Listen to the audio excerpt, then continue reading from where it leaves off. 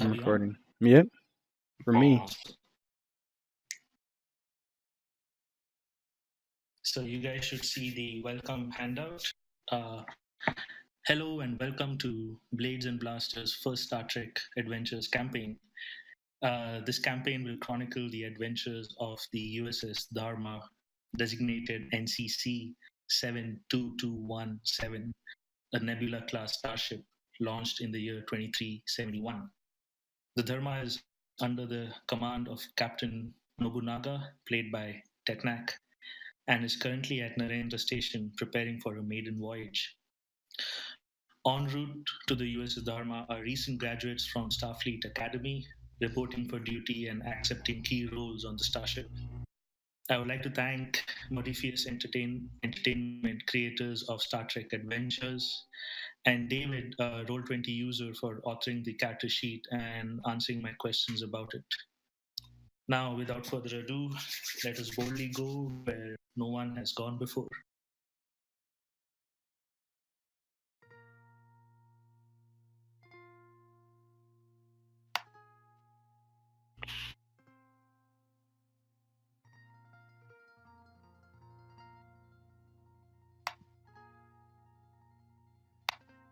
The scene is a Danube-class runabout that's making its way to Narendra Station to link up with the USS Dharma.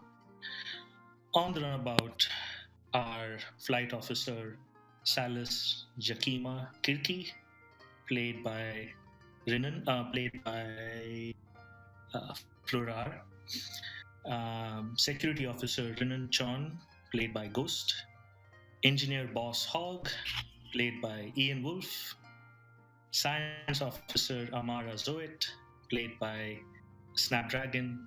And Medical Officer Stalik, played by Swamp Donkey.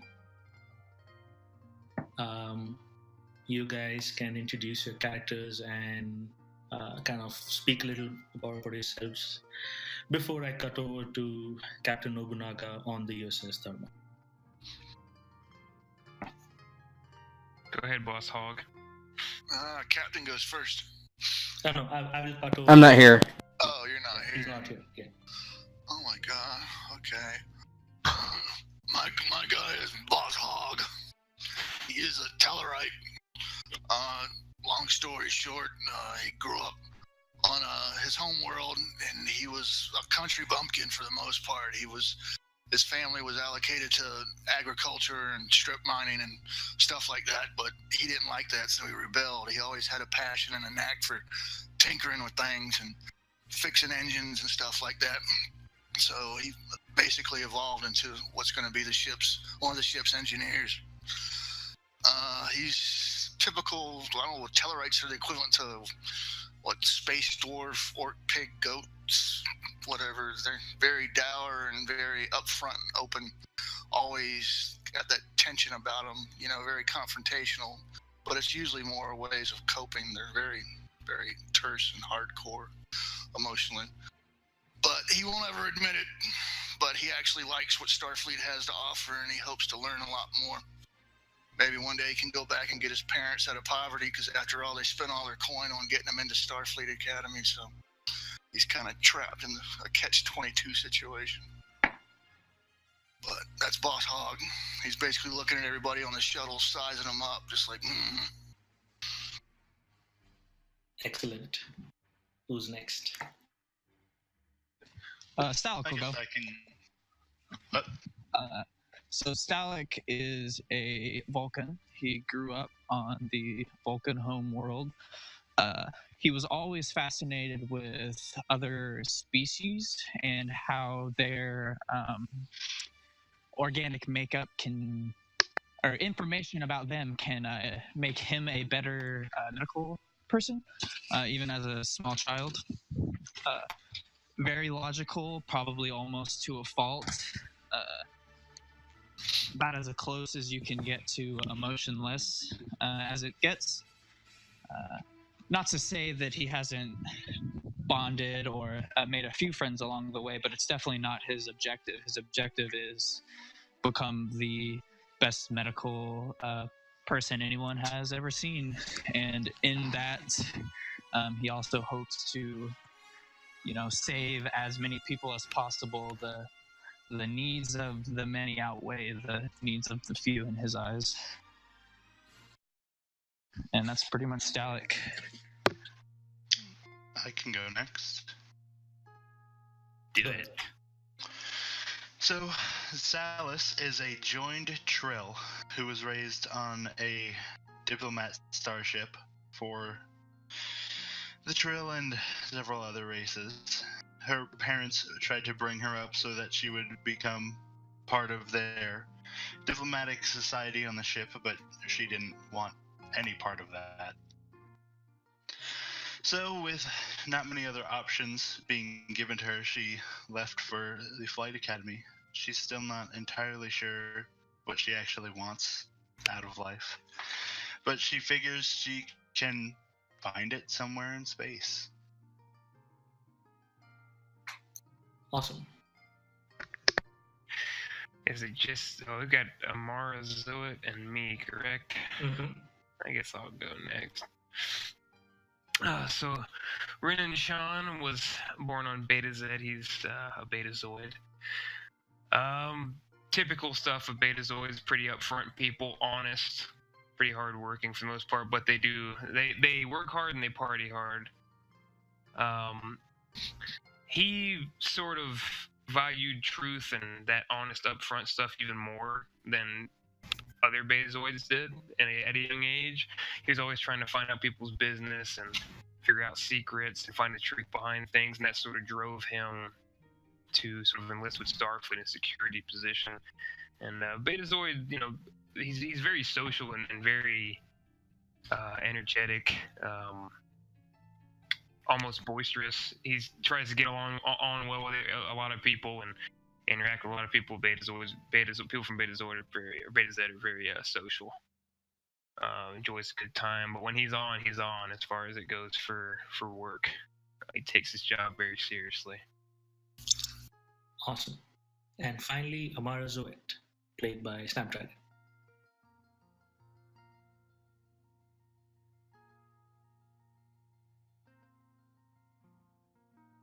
You there, Snap? Uh-oh. Snap's been having some issues with audio that just cropped up in the past hour or so. Snap, can you hear us? Okay. Snap can introduce himself the next opportunity he gets.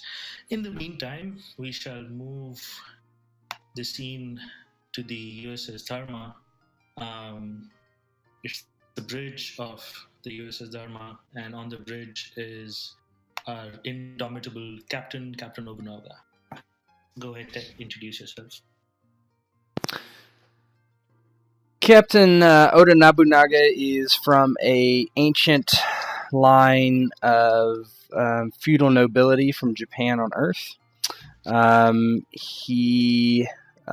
His father is a retired captain in Starfleet as well, and Nobunaga earned his captainship a couple years ago at the age of 32, a very young age for a captain after making first contact with an alien civilization, and at the same time earning an accommodation for rescuing most of his crew from that said alien culture.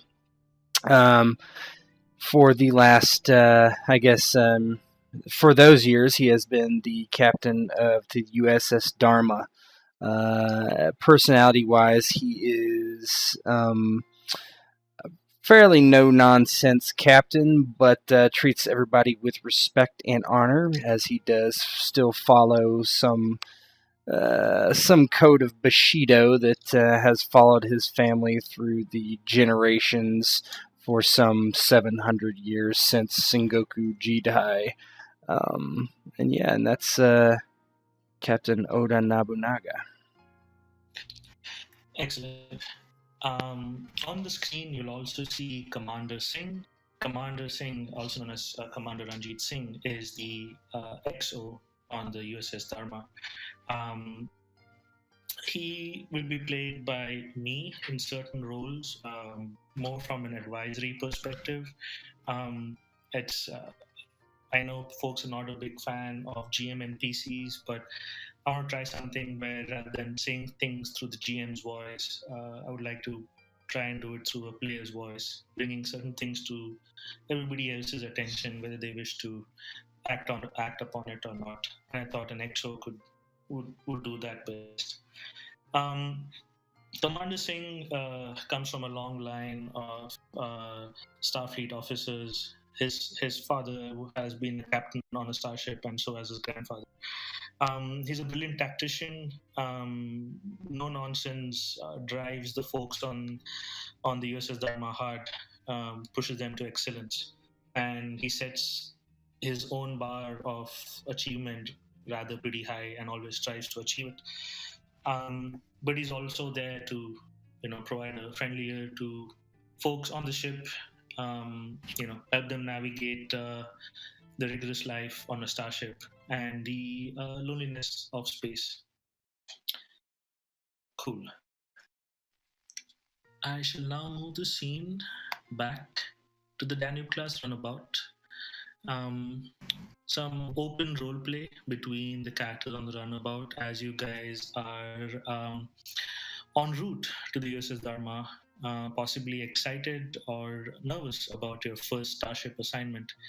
Um, the uh, the table is open to you guys. Hello? Hello. Hey, there he is. Alright. I'm sorry, I've been messing with this. I heard you guys the whole time, but I was apparently was not getting through. No problem. This would be a great time to introduce Amara Zoet to everybody watching and to the rest of. Alright, Amara Zoet is a Bajoran male. He grew up on Bajor during the Cardassian occupation, and after the first few years of his life on which he lived on a farm, get out of here, buddy. He was, I'm sorry, there's a dog pestering me. He was moved to a station in orbit called Terek Nor that would later become DS9, where he learned to basically work as a slave working on the ship. He especially liked working with the sensors, and the computers, where he learned most of the things he knows as a science officer. At the end of the occupation, he was out of the Bajor system within days, and he spent a couple years trying civilian life, but after trying to survive on a station under the occupation, it was mind-numbingly dull to him, and he joined the academy searching for something that was engaging enough to be distracting, and he found Starfleet. So we have a science officer with PTSD. I don't know about that. I guess we'll find out.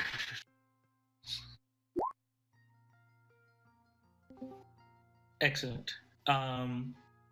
So the table is open to all the crew on the Danube class runabout as you guys are heading towards Narendra Station and your first assignment fresh out of Starfleet Academy. Feel free to roleplay if you'd like this scene till we move on. If you're, before we move on. Who's piloting the shuttle? Currently at the shuttle console is Flight Officer Salis Jakima, and Engineer Boss Hogg is also beside her, handling non-flight operations like power output, life support systems, all the operational aspects of the runabout. Boss Hogg is at the helm, looks up, looks over at Salis, then back down and just lets out and adjusts the temperature and jacks it up another 5 degrees. And she glances at him and goes, I would agree. It's awkwardly quiet. And she gives a quick glance over her shoulder at the other three. Stalk just says, It is only awkward when you point out the awkwardness. And Sus goes, indeed. And now it's awkward. Are there any other rooms on this shuttle? It's a pretty standard Danube class runabout. There are no private rooms per se, but there are, I would say there are multiple seating areas that if you wish to be alone by yourself, you can be, but you'll still be within earshot and eyesight of the rest of the crew. Alright, so Amara Zoet is going to stand up and investigate that shortly, figure out that there's nowhere he can really go, and sit back down. Excellent. Now the temperature's been progressively getting warmer and warmer on the ship, by the way. And Chan's just sort of like waving his face like, well, I don't know about awkward conversation, but definitely starting to get way too hot in here. Boss. Silas is just gonna glance at Boss and go, yes, but it's not like we're living on a sun yet. Don't worry, we'll be there soon. I'm going to walk up to the front. I'm going to put my hand gently on Boss Hug's shoulder, and I'm going to say, do you have the temperature control on that console? Temperature is perfectly adequate, within parameters. I can't help it if y'all find it displeasing. I'm just afraid that people in the back are going to start taking their clothes off soon. Fine. Drop it down, like, under privileged temperature so it starts getting cold. Like, noticeably cold. Someone take control of the temperature, please. This is outrageous. So while you guys are, nervously bickering about temperature control and space and privacy, there's a cackle on the radio, and you hear Captain Nobunaga. Go ahead, Ted. Does this ship have a designation? Their ship? Right now, no. In the future, I think I'll give it. Okay. You're free to come up with one right now if you'd like. Butt dicks. Do it. What's the What would current it be? year? Because the current year is 2371. 2371. Because they have a actual method they use for it. So generally, the starships have a 4-digit designation. The Dharma has 72217. 7 meaning that it's like in the past post 2368, and then the rest of the numbers are open to our own interpretation. Danube class runabout doesn't need to have a number designation. You can also give it some a sweet nickname that is, that you all hold dear to your heart. I would say for now, just call it a Danube class runabout, and see how things go with this. Maybe she might become your workhorse, and you might in the future take good, loving care of her. Okay. Danube class roundabout. Respond. This is Captain Oda Nobunaga of the USS Dharma. And then Silas looks to everyone else and sees that no one is going to take action. And she's going to go, here you go for a roundabout.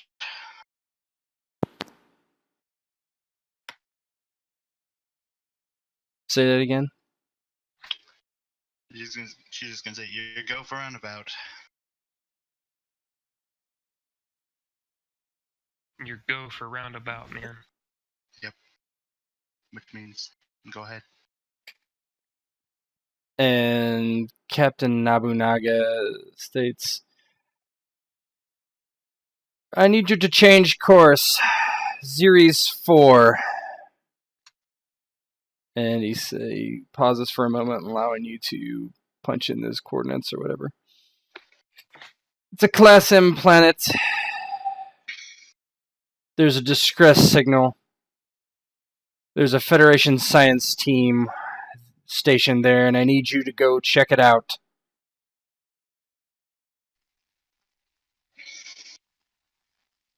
Can do. Do you give an affirmative to the captain? Yeah, if you really say can do, I'm gonna have to scold you. In character. She doesn't say can do directly to you. She says can do more under her breath. What is Salus's response to the new orders? Salis is just going to respond, affirmative, we're on our way. And the captain says, keep in constant contact with us here on the bridge. I don't want my new officers getting into trouble before they're even stationed here. Don't worry, Captain. You can count on us, though you might not know us yet. I hope that is true.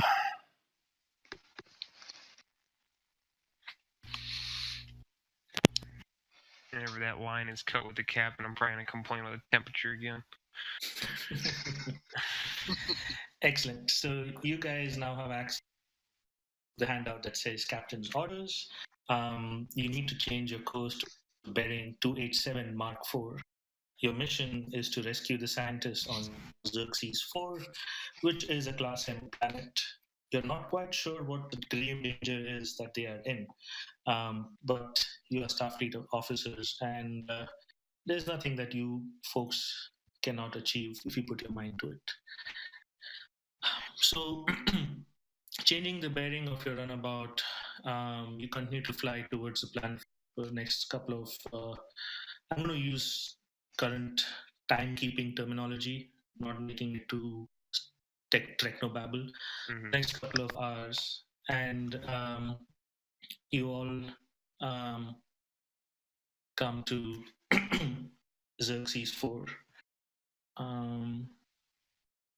As you approach Xerxes IV, you see that there is a massive storm on this planet's surface. You all know when you look at the storm what kind of a storm it is. It's a highly irradiated ion storm that is ravaging the planet currently.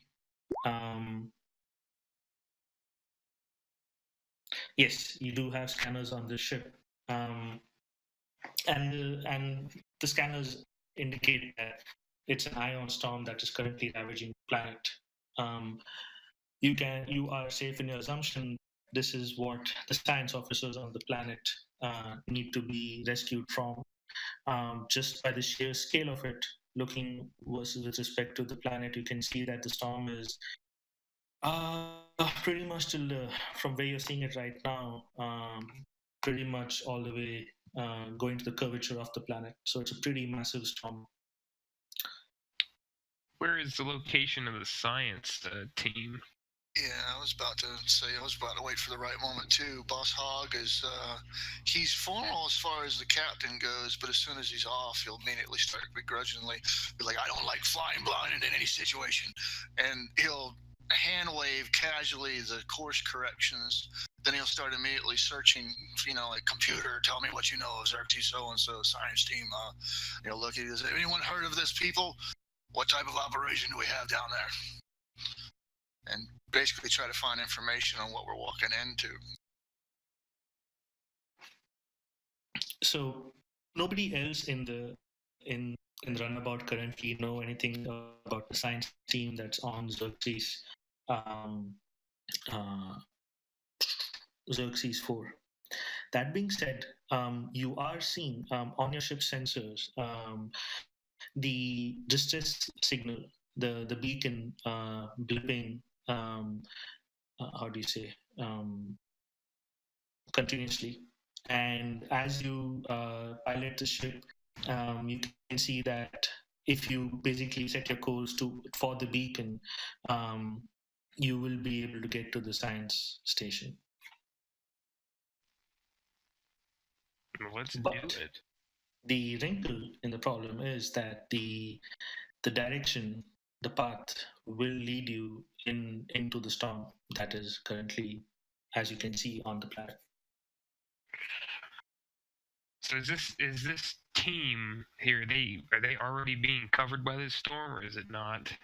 That is unclear at this moment. It is unclear as to where exactly on the planet's surface is this team and how far they are from the storm. But the storm is approaching, and descent into the planet towards the science station will take your ship not into the eye of the storm, but definitely into the periphery of the storm. Yeah, my gut's telling me it's one of those like incoming sandstorm situations where we got to get to the people before the sandstorm hits. I don't know if you heard me properly, but I was trying to find out any information about what we're looking for, like trying to find information on the science team. So currently the computer members on the runabout have limited information. There is a science team of size unknown, purpose unknown presently.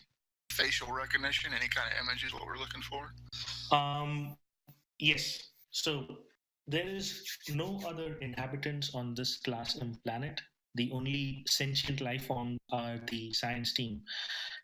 So any humanoids you see on this planet would be the science team from the Federation. You know what I'm talking about. It's like basically trying to get a visual recognition. Okay, we're looking for this guy, this girl, and but yeah, whenever the storm. Yes. So you're right.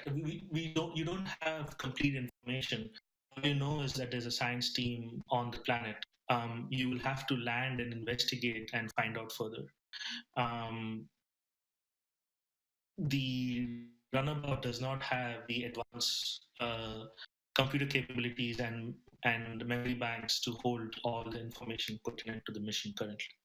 So in ways, you're kind of like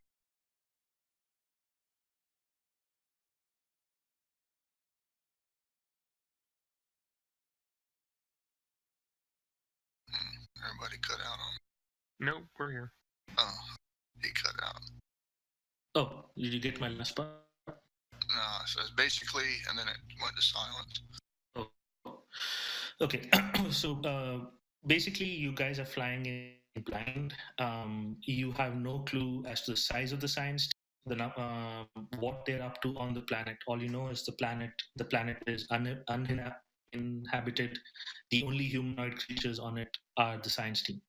Your orders are to go in there, rescue them, and bring them out. That's all your orders are at this point. Well, this is already going poorly as an assignment. I think we just have to get down there and see what we can do.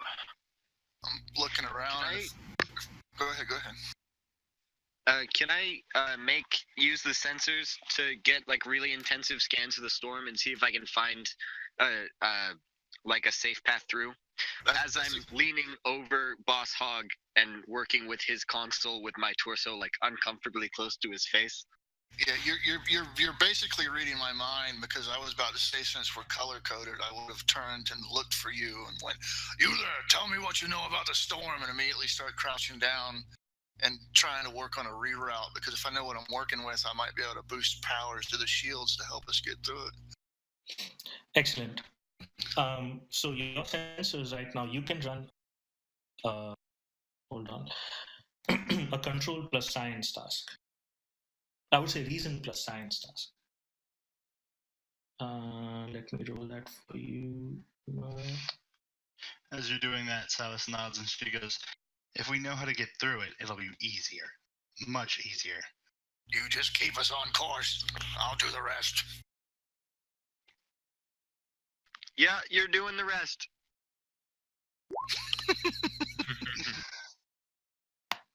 Outrageous. Excellent. So you have 3 successes. So the only route to the science station is through the periphery of the storm. Amara Zoet, how do you role play this? You kind of stretch past Boss Hog and start fiddling around with his console, trying to find the optimum path to the science station. And do I find an optimal path to the science station? What is your role is successful, but what is your role play for? What are you doing exactly to find the path?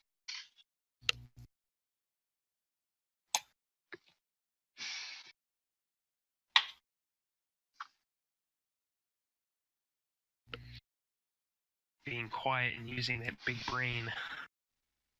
I'm gonna make like a oh wait, I have a hologram emitter, so I'm going to use that, and I'm going to hook it up to the shuttle, and I'm going to use it to like make a hologram model of the best path through the storm.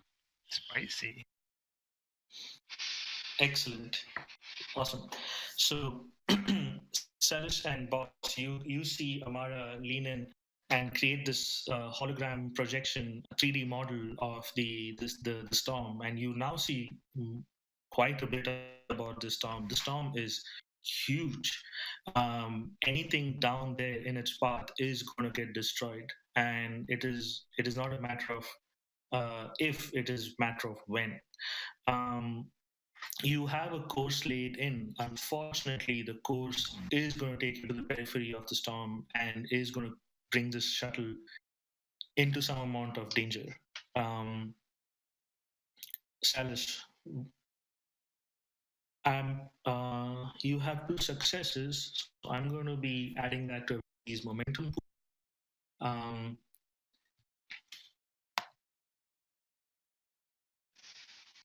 Salis, do you lane the course that has been defined by Amara?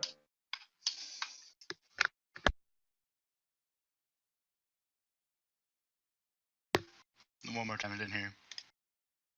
Am I cutting out badly? I heard you. Okay. Yeah, I heard you. It might just be me. So, My Wi-Fi is terrible. Okay, cool. I just want to be sure that it's not just me on mine. So, Salis, you see that Amara, with her 3D modeling and her excellent science capabilities, has plotted a course through the storm to the science outpost. Even though she's done her best, the course still takes you through parts of the storm, so it is going to be a bumpy ride. Do you lay in the course and start taking the ship down? Yeah. Excellent. Follow the blue. I'm gonna go buckle it. And as Celis does this, she's just gonna turn and she's gonna yell into the ship, "You might want to strap down. It's gonna be a bumpy ride." Just stay in the tunnel. We'll be all right. Just don't crash. No All promises. Okay, here goes. So you guys start following the path laid by Amara, and you can see now on the new screen that you're pretty much on the periphery of the storm, but the runabout is getting buffeted quite a bit. There are random flashes of lightning, and you can see that from your viewport windows, the lightning in some cases hits the runabout.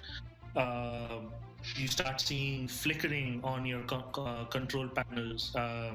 Salis, for a moment, you almost lose all joystick feel for the runabout. You kind of feel that it's dropping out of the sky, but just then the computer kicks in and you start getting fly-by-wire control again.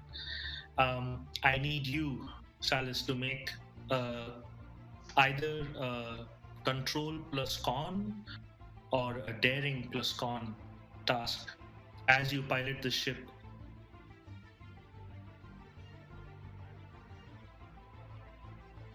So yeah, it seemed like control and con would be to remain professional and calm, and daring would be to try and roll with the punches or dodge in and out of the burst. Mm-hmm.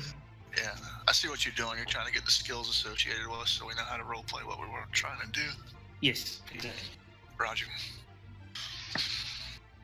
Salis, if you click on your token. I know. I'm just trying to figure out what she would do, because at this point I'm pretty sure Salis would not go into control and just be like, "Oh well, gotta do something. Let's do it fast." Yeah, she sounds pretty unprofessional to me. Just saying. She is. She was already about to get court-martialed. She's the most unprofessional. For not addressing the captain correctly. Oh, you're gonna love me. Yep. Oh. What is the input value number of d20s? Is that just if you have something that gives you more, you bump Yes. it up one? So right now, this is a task difficulty of 2. That means you have to roll at least 2 successes. You start with two 2d20s. Everybody has right now 2 momentum banked, which is available to everybody in the. You can spend a momentum to add a third die, adding a higher chance of success, or you could just roll with the 2 that you have. So the bank momentum's a pool that anybody can draw from. It's not like we have 2 each. It's just there's 2 total that the people can use. Yes, exactly, correctly. And it goes to a maximum of 6. And what happens is every time there's a change in the scene, you lose 1 momentum. So it's not something that you guys can hoard and use later. It's going to start depleting as the scenes keep changing. Yeah, so ideally, we want to make as many successes as possible and bank them. Yes. So this is a task difficulty 2, right? Yes, that's correct. So I need at least 2. So should I spend that momentum to get that third die? I'd do it. That's your choice. That's when your you, choice. yeah. Numerically, look at your stats. Which one's higher, your daring or your control? It's my control is higher, but Salas is not gonna be like. So if you're doing your daring and con, what's that? What are those 2 added together? Let me see. I closed it. Why did I close it? Let's see. It's 14. So you're rolling 2 die 20, and it's what, 14 or less? You got to get Cypher. Mm-hmm. Yeah, you got to ask yourself: do you think you can roll 2 14s or less with no problem, or do you want to use one for momentum to roll 3 dice? It's about a 70% chance of success on each die. Yeah. That momentum will go away, so I don't know why you would. Yeah, the chances are good, but also using the momentum for this, it'll make the chances better. Yeah, spend momentum. What's the worst that could happen? Yeah, can you bank? You crash and die. Can you bank momentum gain from having spent momentum? Sorry, say that again, Ian. Can you bank momentum that's gained from having spent a point out of the momentum pool? Yes. Momentum is always back. Okay. Even if I spend this, if all of them are good, we could just. In my mind, there's no reason not to spend a momentum because you're rolling 3 dice. If you get 3 successes, we wind up netting an extra momentum because one of it will go back into the bank. Yeah. Just do it and roll. All right. Do it. I'm doing it. You did it. I just barely. Yeah. Good thing you used that extra dice, eh? Yep, definitely. That task difficulty should have been 2, but. So, Salas, what happens as you control the runabout down into the storm? Are we going like around it, or are we going like through it and just missing most of the clouds? So let me do this because why not? Based on the 3D models generated by Science Officer Amara Zoet, your path would go something like this and then end up there. So yes, it is bypassing this massive storm cloud to your left, but it's a slightly circuitous path, keeping everybody safe.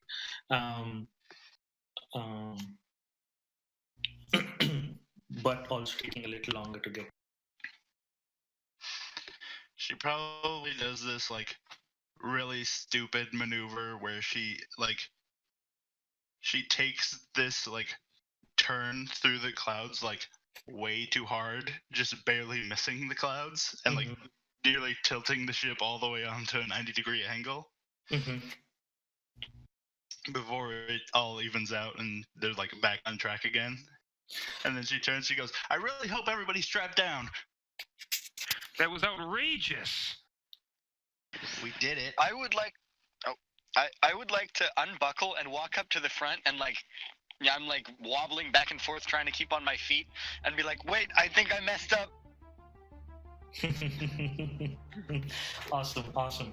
So as you guys are flying down, the planet's surface is coming up pretty fast. Before you know it, there is a massive lightning strike on the runabout, The power in the runabout starts flickering again. Boss, you need to step in here and kind of help out with maintaining power output to the Danube runabout. This would be an engineering task. You can do control, or you can do reason. What would you like to do? Yeah, that's what I was saying. I was trying to find out information about the storm, like computer, monitor radiation outputs. I don't want none of us glowing in the dark. Monitoring radiation output, radiation nominal. Current path to planet Xerxes is optimal, albeit some crazy maneuvering by flight officer. Please proceed. Please proceed. Okay, Shut up, computer. While the computer's giving its response, I'll start monitoring the electrical output of the storm and try to figure out a way to recalibrate the plasma core engines. My knowledge on electroplasma warp engines, trying to figure out a way to maybe counter the charge, or actually not counter the charge, but emulate the charge so they don't attract the burst. Awesome.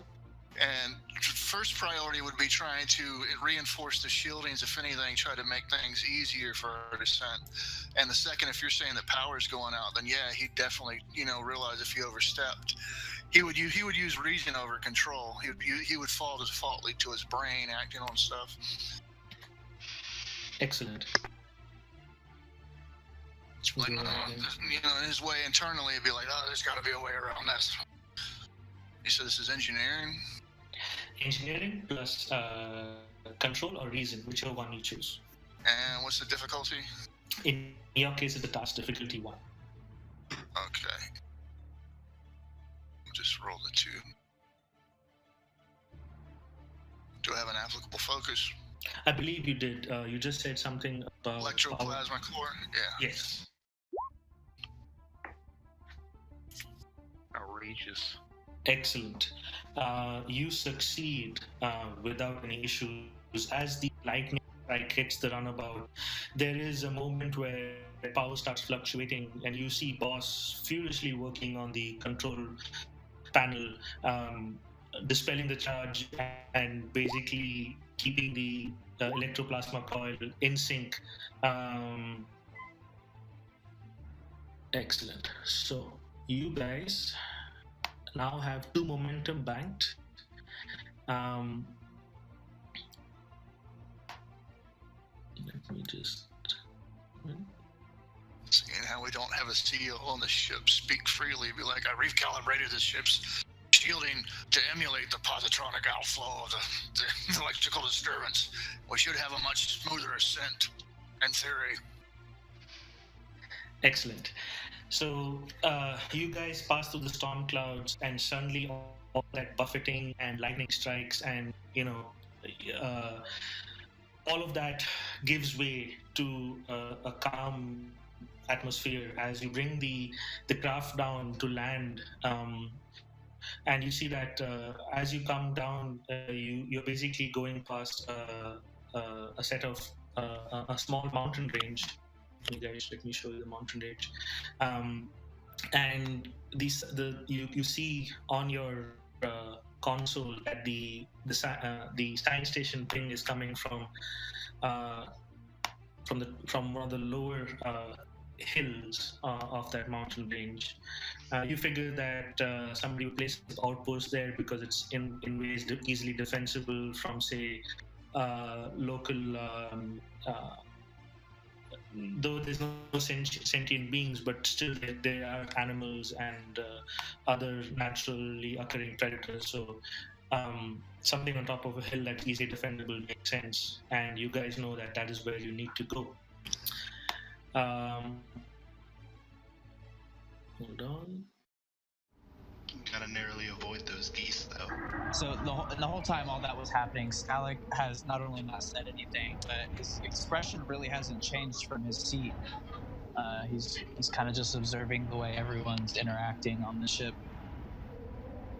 And Renner's been the exact opposite, very intense looking when need be, relieved in other moments. I'm hoping since you're a security officer, you'll be the one trying to raise them on the communicators. Oh yes. And as we're sort of getting ready to disembark, I would put my hand on Hog and Kirky's shoulders. The two of you did an excellent job. Without you, I don't know we would have made it through that storm. Brush my shoulder away and I go, I know. Salas has a similar tune as she turns around and she goes, without us, you would have never left the planet. I'm your pilot and he's your engineer. I'm going to awkwardly scoot around the people having the conversation and sit back. Excellent. So as you guys step out of the run, the Xerxes IV landing handout is available to you. As you exit the runabout to reconnoiter the surroundings, you hear strange grunts and shrieks. Ahead of you, you see a group of Neanderthal-like humanoids surrounding the runabout. Oh, crap. And 1 minute. And they seem to be moving towards you with rocks and moving towards you in a threatening fashion. You also see that they're wearing tattered remnants of Federation issue uniforms that a science team might wear. It also appears that one of the creatures is wielding a phaser, but clearly doesn't know how to use it. Same time, you can hear the wind is picking up. There's definitely a storm front wind that is hitting you. No lightning, no ion discharges around you, but whatever the storm is pushing outwards, you can definitely hear that wind. So, the tricorder, the medical tricorder, I'm able to like detect diseases and like illness and stuff within people. What's the range on that? Is it like a They are close range? Yes, you have to be within proximity of the being. You can pick up certain atmospheric anomalies, or how do you say, not just anomalies, but even I'm losing scientific terms here.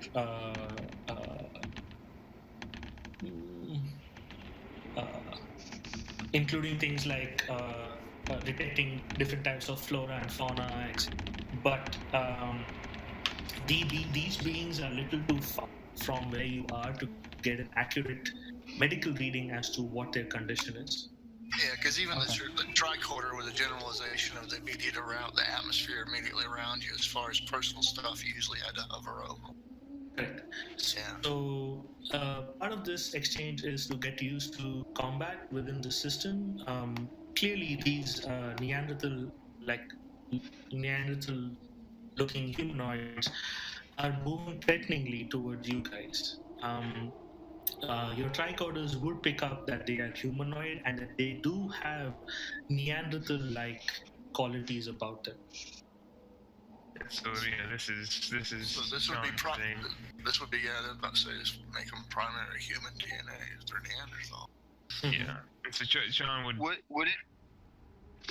would it be possible for me to hook up the medical tricorder to the runabout and use the runabout's sensors to extend the range that the medical tricorder could work? Yes, you may try to do that. But while you're doing that, these folks are now advancing towards you. Yeah, fuck what everybody else is doing right now as far as all that goes. John's a man of action. He's to see them register that they've got Federation uniforms on, and he's not a man that believes in coincidence.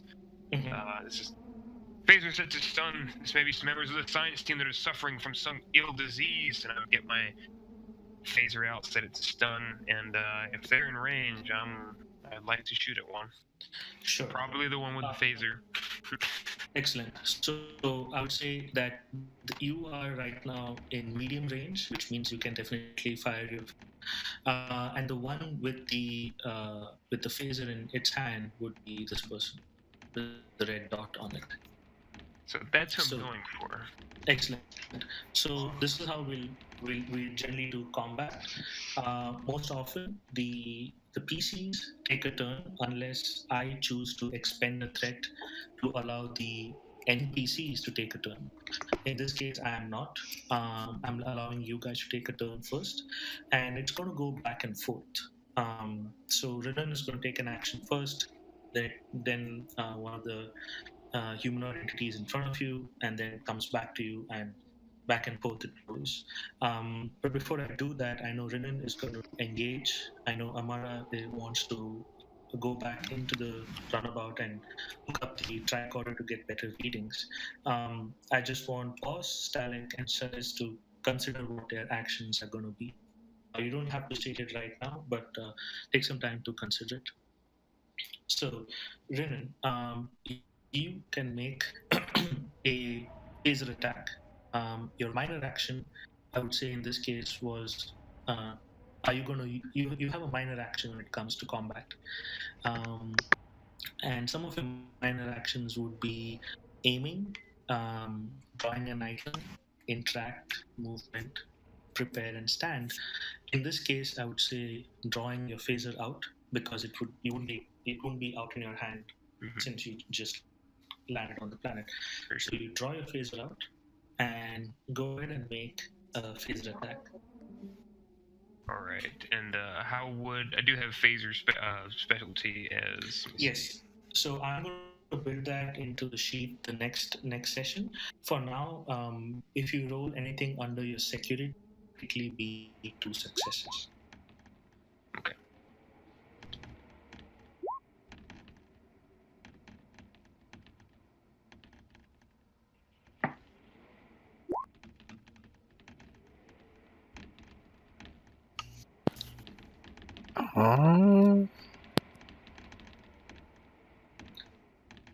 Excellent.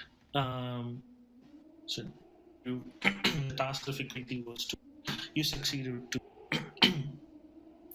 and you do 7 damage on this being, including if you look at your roll, there are 2 of them with the exclamation marks. That means that you have rolled 2 effects. Let me get to you what the effects are. Hold on.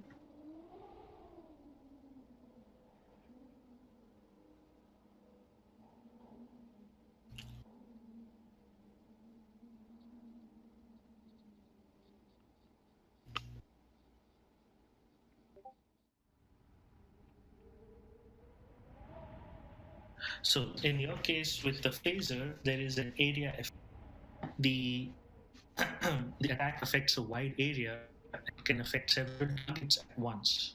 And it also affects any damageable objects within reach of what you were targeting.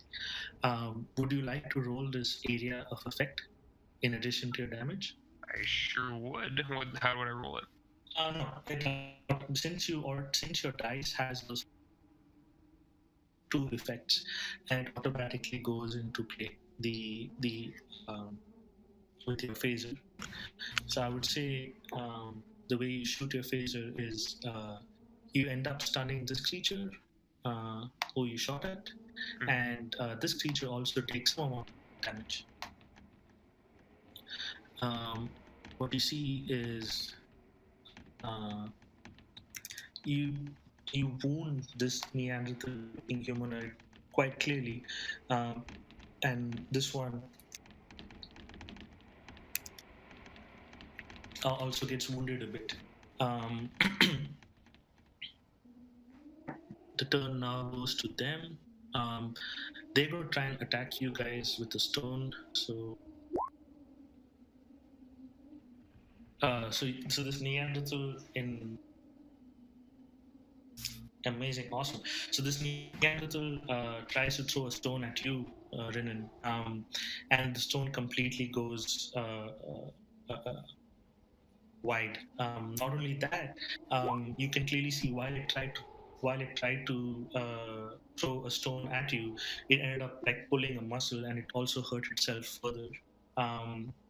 At this point, the two beings, seeing that they are clearly outmatched by the officers in front of them quickly choose to run back into the forest from which they came from. Oh, no. Boss Hog gonna run after him. Boss, you want to run after them? Same. Yeah, because when you said draw phasers, my initial thoughts was, who needs a phaser? And I was gonna try to wrestle him to the ground like a steer. Awesome. Mobilize him. So, I'm chasing as well with my phaser because I'm not going to go hands with the Neanderthal. okay, awesome. Boss, so that will be your action. So you will have to sprint because the distance is medium. Your action for this round will be sprinting. Okay. So 1 minute. So one of us went and then they went? That's Yes. how it works? Okay. Yes. Yeah. Just making sure. I thought I might have missed something. Yeah. So now the turn is back to you, but they got pretty badly hit, and their next turn would be trying to run away, and you clearly see from their body language that that's what they're going to try and do.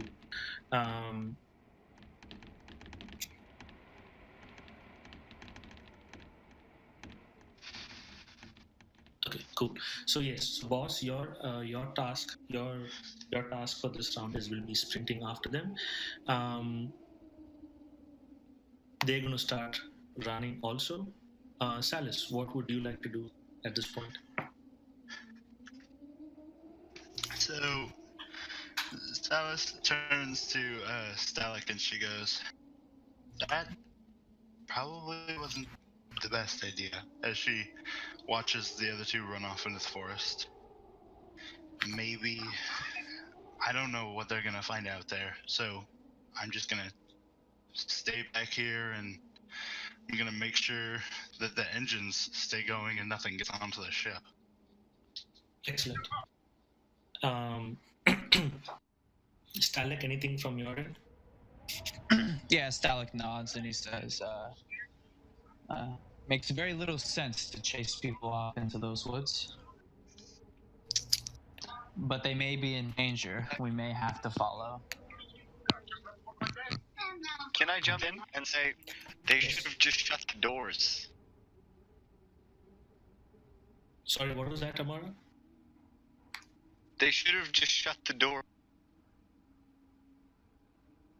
Doors to the runabout?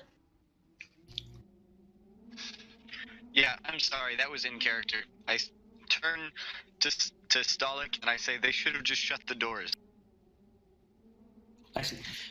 You do know these things are most likely the people who are here racing against the clock to get off this planet, right?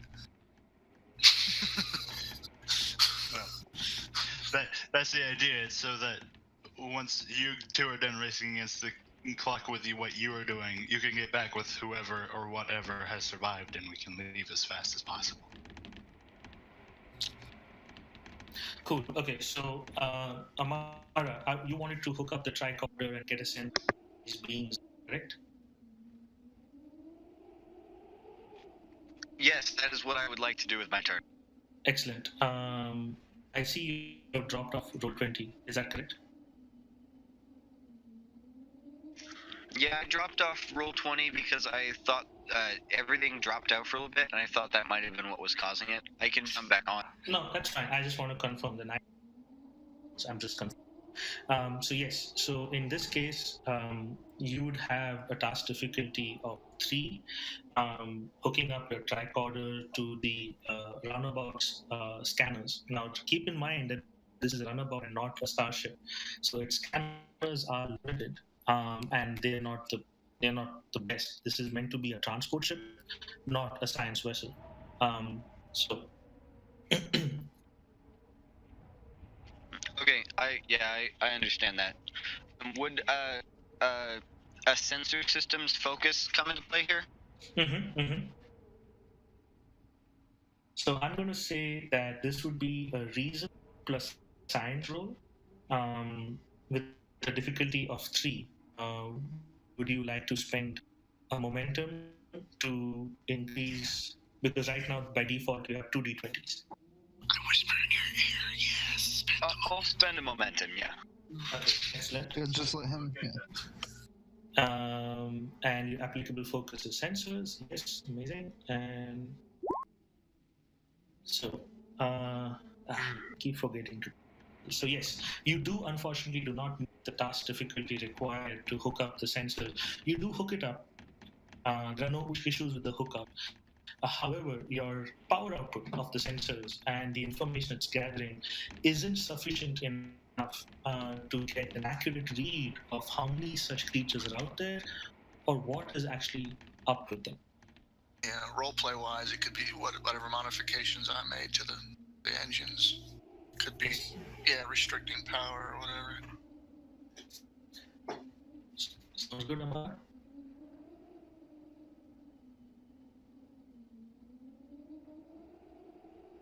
Okay, I'll take his silence as a yes. Going back to the action, given the fact that Rin and Boss are running after the two Neanderthals, I'm going to now reduce the round to just them and the Neanderthals. Sounds good? Yeah, sure. Awesome. So, Rinan, it is you again. You see these two creatures running in the forest. They're almost at the forest edge. So this is going to add some cover to the fire that you're going to bring on them. I'm assuming your phaser is still at stun.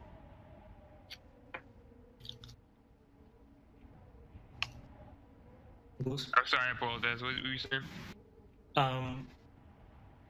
So the two Neanderthals, they're running towards the forest, while you and Boss are chasing after them. They're almost at the edge of the forest. They will have some cover because of the forest, the slight foliage around them that will add some resistance. Resistance basically means that whatever damage you do, a part of it will be reduced. So I'm assuming your phaser is still on stun to try and knock these beings down. It is. I don't want to kill them. So yeah, I'll take another shot. If we have momentum left, I'm going to use one. Sure. Just give me a moment. You still have one momentum in the pool. Yeah, so I'm going to use that because I don't want to. We don't. This is why we're here. We don't want to kill them. These are the. I mean, based on what I've seen, what Renan's seen, he's pretty sure these are the science officers, and something horrible's happened to them. Mm-hmm. And I'm going to shoot him again as long as I don't think that Boss is going to get caught, in any phaser stuff, because I don't want to shoot him by accident and stun him. I know he's doing some crazy shit. Sounds good. So you can go ahead and make a phaser attack again. Which one are you attacking? The one with the phaser. I want to get him down because I know I don't want him to learn to use that. He's dumb, I think, as a Neanderthal. He looks dumb, but he's still got higher intelligence than an animal, so he's probably gonna figure that thing out sooner rather than later. That's a safe assumption to make. Yes.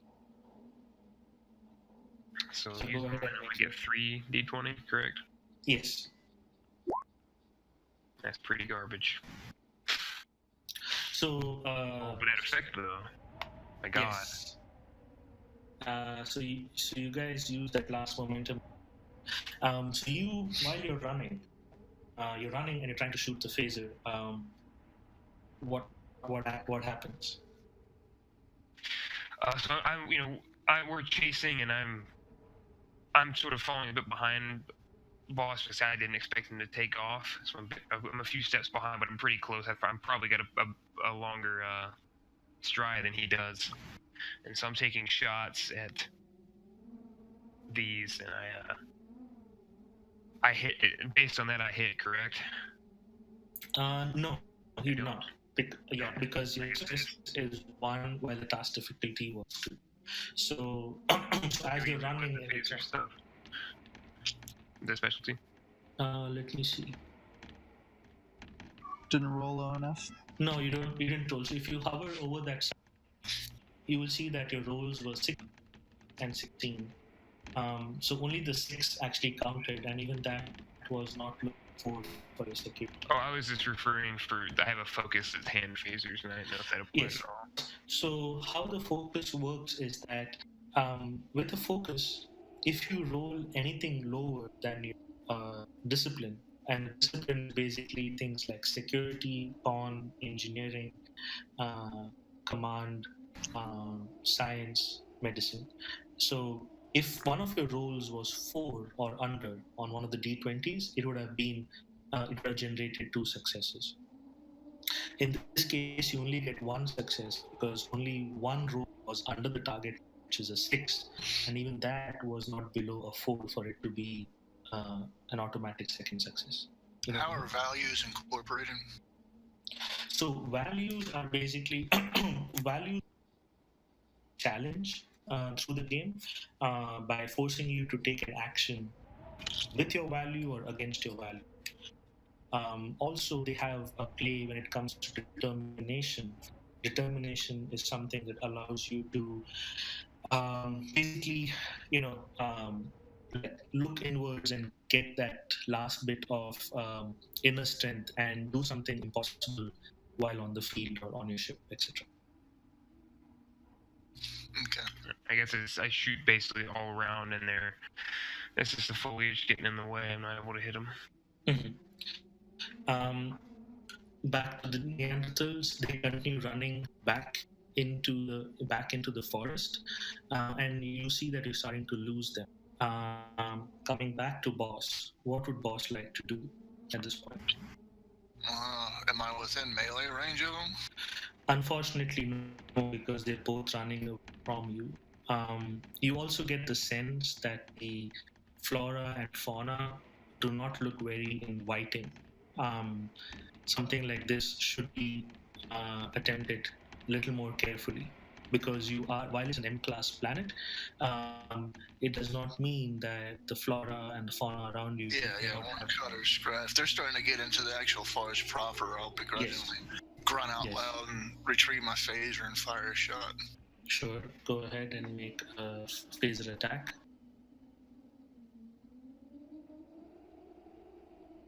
I don't have it. There's no momentum, so I don't have any other than a value of intuition and determination, if that can be used in any way. I don't have any focus. Yeah, when it comes to phaser, somebody like this who's a security officer, he had a focus like hand-to-hand combat, a focus. Yeah, that's why I was asking. That's why I was asking about how values work, but it's all good. Okay.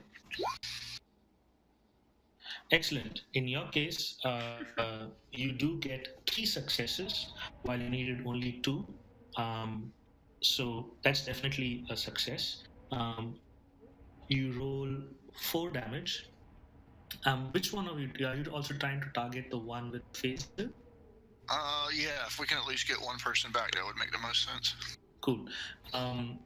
Given the fact that he is in the forest, he has some cover. And cover works by basically me rolling a couple of challenge dice, just like you guys roll challenge dice for damage. Give me a moment to just... Basically seeing how well he utilizes the cover as he's ducking and leaping,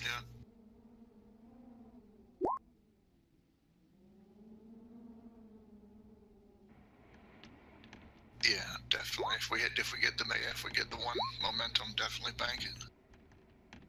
Because in theory, if I was able, you can also use them like in the attack. I think, correct? Like you could use that. Yeah, you could use it. You could use it immediately. Yes, you can use your momentum within the attack if you would like to. 1 minute, I can tell you.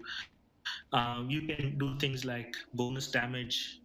You can choose to do an extra minor action. You can also choose to re-roll the damage if it is not strong enough. You can also choose to avoid injury if it was a pretty strong attack. I'm just trying to find the cover rules to know how many dice I can roll. Give me a moment. I believe it is partial covers, which I think 2. Just give me a moment. So if there was like, while you're looking that up, someone else can answer just to help me out. So if there was like 10 NPCs we were fighting, one of us would go, then they would all go, then one of us would go, then they would all go, and that's how we would do it? No, I just think one of them would go. Yeah. Okay, because I was confused at the beginning. He fired his shot, they threw a rock, and then they got a run. when we didn't do anything else. So I was confused as how the turns Well, worked. because they get a minor and a major action. Minor was running and throwing the rock. I think was the same guy on the same But turn. only one of us went, and then they both went. That's what was confusing. Oh, I me. didn't know that. Yeah, no. So that was a misstep on my part. So Oh, yes. okay. Also, that being said, you did massive amounts of damage on the first guy with the phaser. These are Neanderthals. They're not going to sit there and trade shots with you. So in my narration, I skipped it. Actually, not both of them. Two of them came out of the foliage to attack you. One got pretty badly attacked in return. The other one started running away in order not to be hit. Not only that, it was an area effect, which means though that even Brennan tried to only that even though he shot only the guy with the phaser, the other Neanderthal did get hit because of area effect. So going back to the current action, you generated 3 successes while you needed 2, which means you can choose to bank that 1 momentum. In addition, you do 4 damage. However, they have partial cover in the forest that they were running into. Partial cover is 2 challenge dice, which that Neanderthal rolled, and he in turn generated a number 4. So in essence, you basically do 0 damage on the Neanderthal. If I spent the momentum now for extra damage, what would it do? You can, let me go back to the table and specify.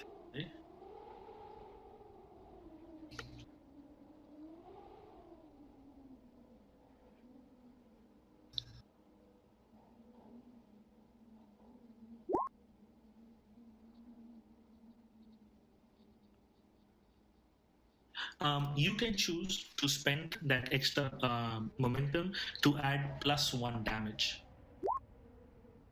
So it'd do 1 point of damage through the terrain. I have the big dick phaser swamp. I can't hide my phaser. So do you wish to choose to use that momentum? No, I'll bank it because unless 1 point's going to drop them. Because in my mind is we have to get these people. That's why I was going to rush hand to hand and try to wrestle one to the ground. But if they're outrunning us, I would default to a phaser shot trying to knock them down to the ground. If that one spot ain't gonna do it, I'll just bank it. I would say at this point, yes. I would say if you want, you can see that the Neanderthal you both have been targeting the phaser is definitely pretty hurt. Choosing to use that bonus momentum right about now would be helpful. Okay, then spend it. Excellent. So you guys see that the Neanderthal that you have been going after drops to the ground unconscious from the stun attacks that you have been doing.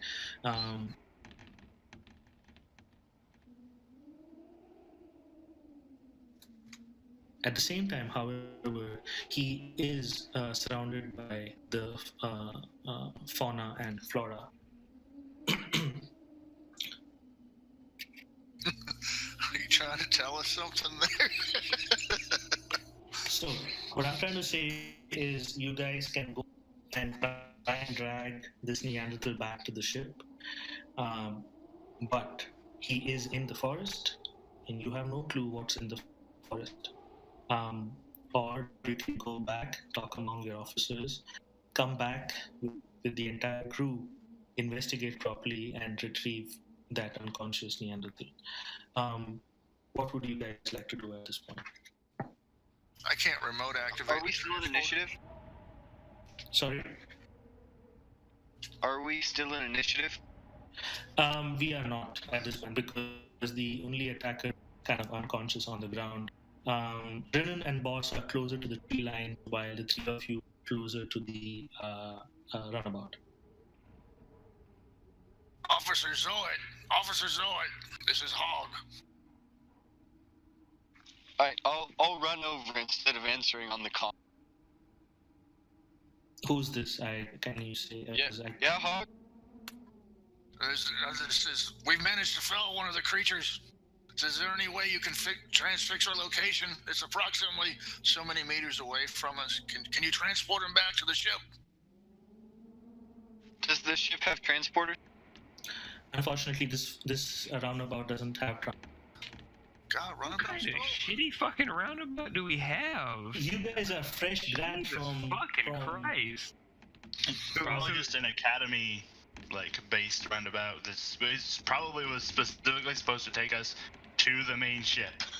Yes. Nobunaga trying to get us killed and shit. Alright, Is there? this flora and fauna, right? Mm-hmm.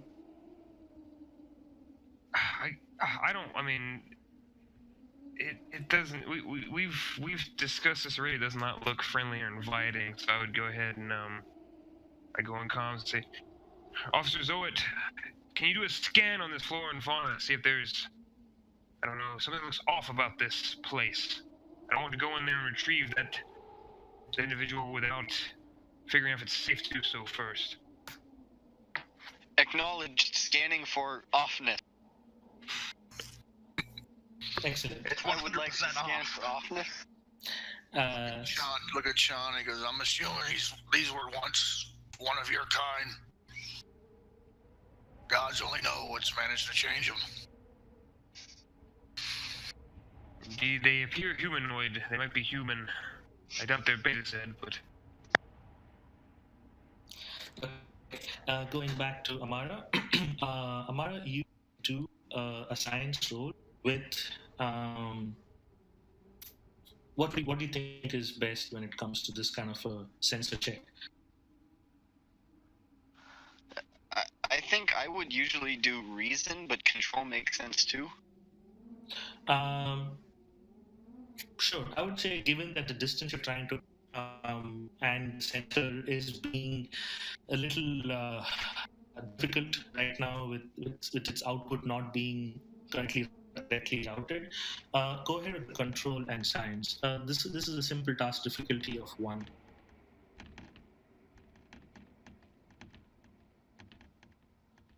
These people could have ate something that changed them. Be the atmosphere. Could have been their project sorry. they were doing. I keep forgetting that you're All of not. the above. So I'm sorry, I can try to get back on. No, that's fine. Control and science, task difficulty. Yes, you have applicable focus on sensors. Unfortunately, you do not generate enough successes for the task to be successful. Did I do command? Sorry, hold on. Only reason I brought it up is because it was a 2 for command, and I assume whatever his engineering's higher, or whatever his other one's higher, and he had a 13, so that'd probably be 1 success. No, you're right. It is. I clicked the wrong one, so my bad. Task science with control 2d20s. Yes. Yay! You actually generate 2 successes while you only needed. So you have 1 extra bonus, 1 extra momentum. That is 1 extra momentum that you could choose to bank. But hey, this is a good time to introduce a concept in this game. Given that you're a science officer and you are using sciencey tools to understand the surroundings and what's happening, you can immediately spend that extra success you generated to get additional information once I've imparted the standard information, which is the output of your task. Do you follow? Yeah, I'd like to bank whatever momentum I got, but then I also have the studious talent, which I think lets me ask 1 question anyway. Perfect, awesome. So you bank that 1 momentum. So let's do it this way. Everybody has 1 momentum in their now. So you fiddle around with your sensors. You already know that the output is being finicky, so you adjust for that. You're doing also your hands are flying across the control panel, but you're able to get it out. The flora and fauna in the forest do ping for what's the word I'm looking for? Potential, not mutagens, but potential harmful side effects. Which what I mean to say by that is, while not everything in the forest is dangerous, there are certain plants out there that if you come in contact with or inhale some of its spores, you might start feeling side effects like, simply put, possibly poisoning. Things like convulsions, muscle spasms, etc. Stalik he's still outside, and he followed the group, the two that are chasing. He's slightly followed them. He's not near as far as they are, but Okay.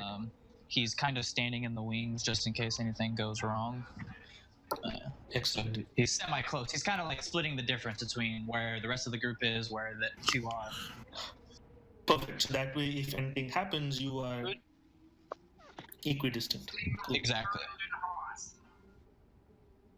Could my question be, if there's any sort of a medical compound I know of that could, like protect against the poison? So you do know that that your medical officer has his medkit on.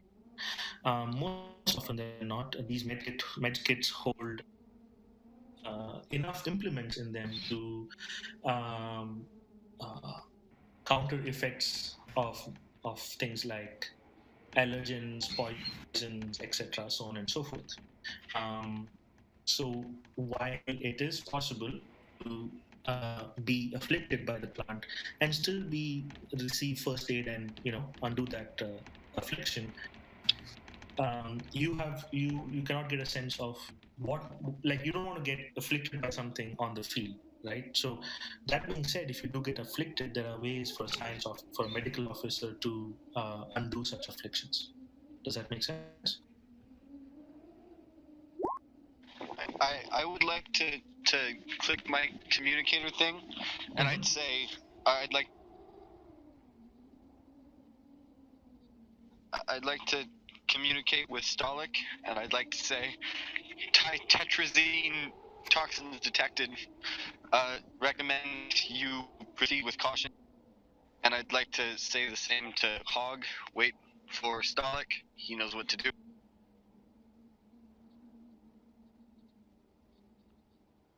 Excellent. All right. And when that comes over, go ahead. Go ahead, Lala. When that comes over, does Stalik know of like an immediate counter? Like would he know prevention or just ways of getting them through it? Perfect. So, so this is how it's going to work. There are two things. Amara has told me the exact compound. Ditetra. What was that again, Amara? I think I said tritetrazine. Perfect. So you know that the compound ditetra. You know that you can use your tricop to detect plants with ditretrazine and stay away from them.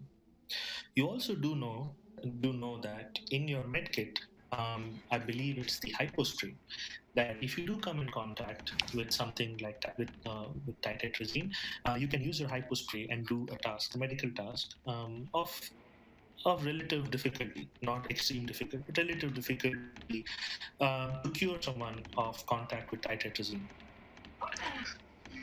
Perfect. So as he walks up to the other two, his tricorder is already out, and he says, I believe Amara has filled you in. Just be careful of these plants. Shall we move forward?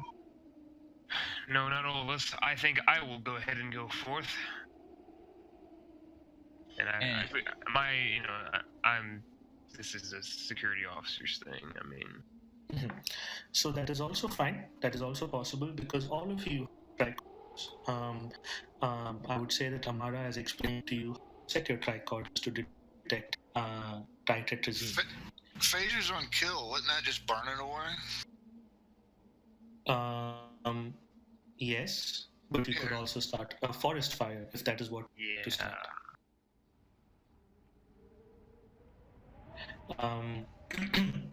Stalik, when Rinan says that he's going to go ahead, do you have any response to that?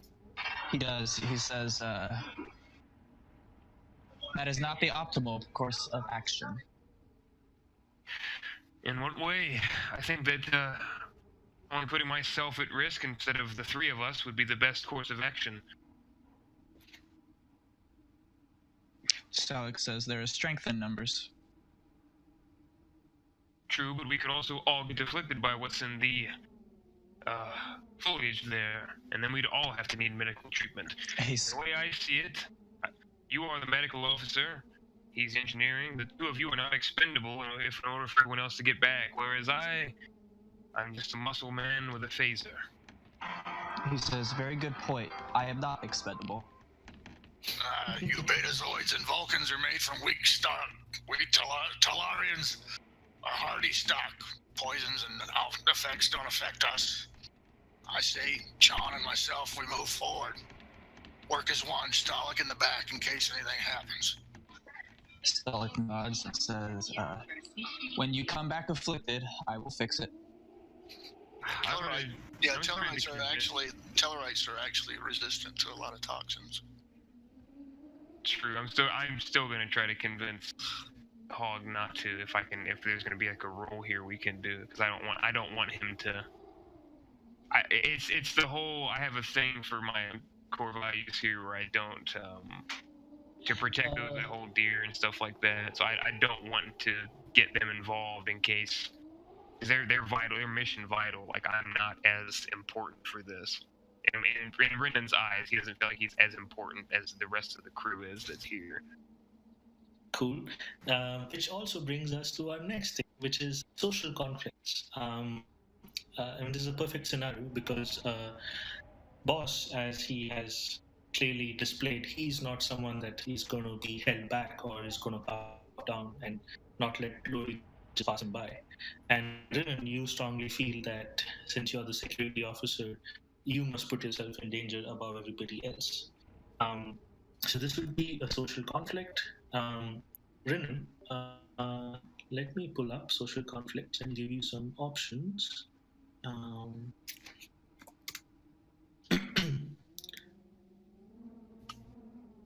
So you can choose to use deception, evidence, intimidation, and negotiation. Some of the tactics that you could potentially use to try and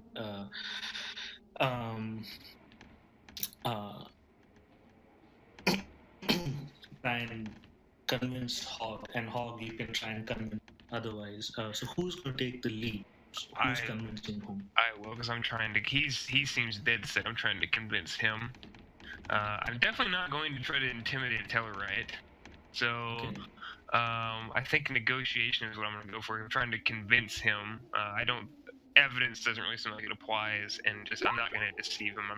That's not what Beta's, the Resort Ren's about, is lying. That's like the exact opposite. So, I'm just going to try to negotiate, basically, and just try to make him see from my point of view that, hey, you are definitely more mission vital than I am, and this is actually my job to a T. To put myself at risk, so the crew isn't at risk. Awesome. So, that being said, what would be the attribute and discipline that you would like to use to negotiate with Boss? Don't roll it yet, but just tell me so I know. So you have, for example, in something like this, would presence or reason, and you could use something like command to be, as a discipline, as you know how to negotiate and things like that. I think command reason sounds. Well, it could be either one. I mean, it doesn't really matter mechanically because it's both the same number. I'm just trying to make sense of it. Technically, I am trying to. If you're negotiating, reason and command would probably be best. So I think that's what it would be. Cool, Boss. How would you like to counter that negotiation with? What would be what would you use?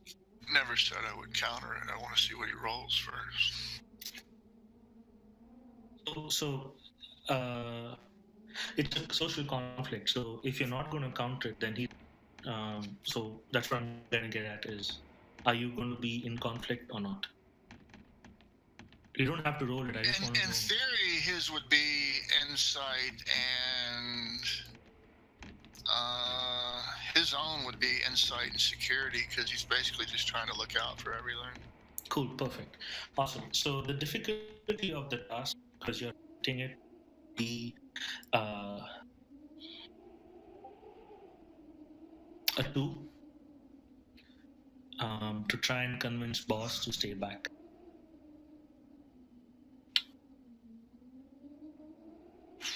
So task command with Reason. let's see.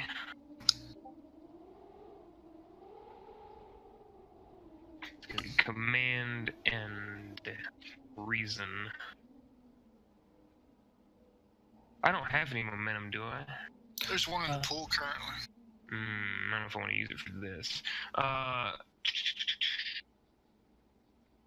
Just roll. Do we all start with the determination? Or is that Sorry? something I have to earn? Determinations, I thought I read somewhere we all start with 1 determination. You do start with 1 determination. How you use determination? You bring value of yours in play. Let me pull up the thing for determination. Hold on. I know what value I would use, but I'm gonna be sure I'm using this correctly. Yeah. So, a player character begins determine. A character's value can help a character in difficult situations and provide them push to succeed. You can use a point of determination in the following benefits. Perfect opportunity. Absolutely. Perfect opportunity.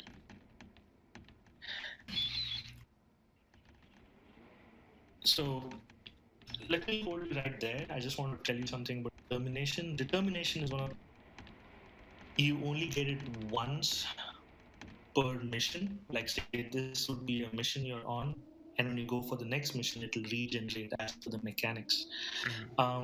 Sometimes determinations regenerate due to certain other activities, but you are not sure if that's going to happen or not. Yeah. So you may wish to use a determination if you want, but that is the drawback. Yeah, I am. Because this is something that I feel Ren would take seriously. Okay. I'm going to use, my value I'm going to use is to protect those I hold dear. Okay. And I will use a perfect opportunity, which automatically gives me a d20 with a value of 1. Remember, right? Yes, so you already have 2 successes. You can still roll your task to see if you generate any more.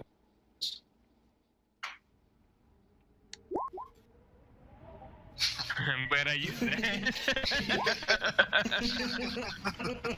You're trying to talk me out of it. I knew I was gonna fuck this up. Awesome.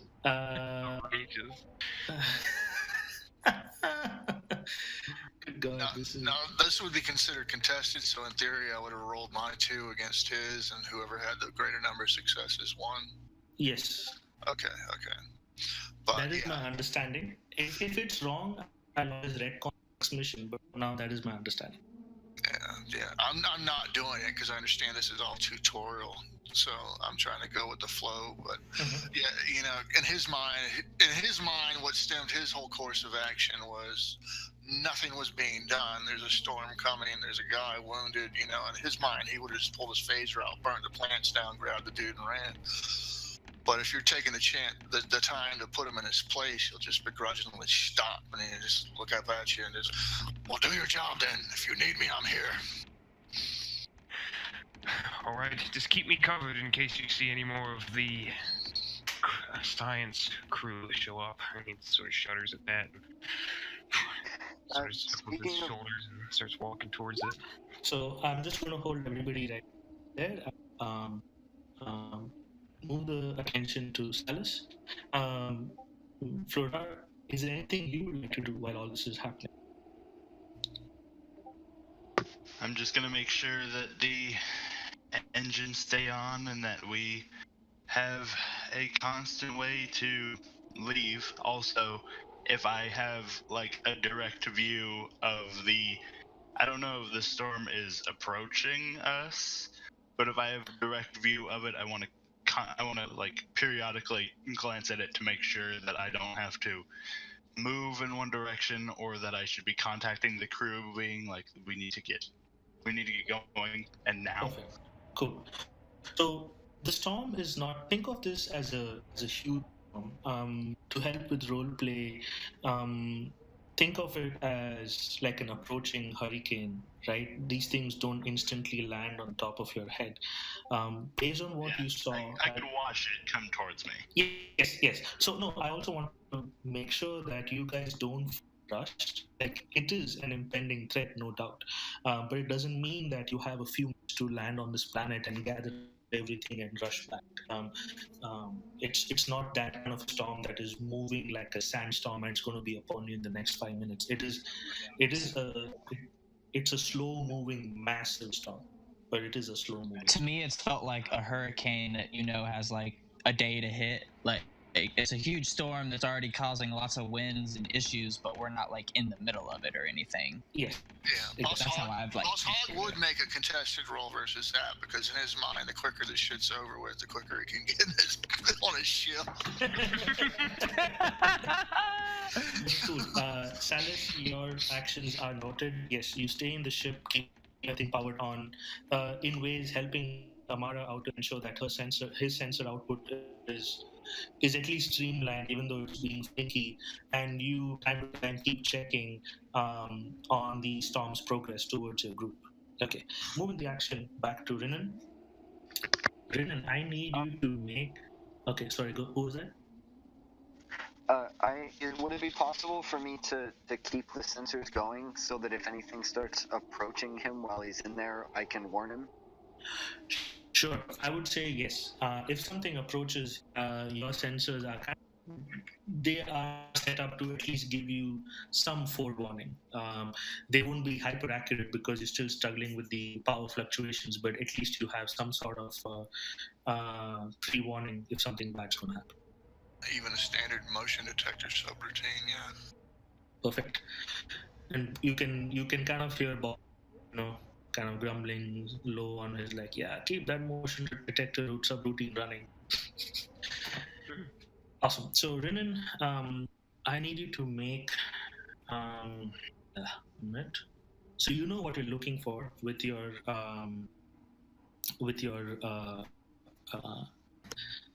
tricorder.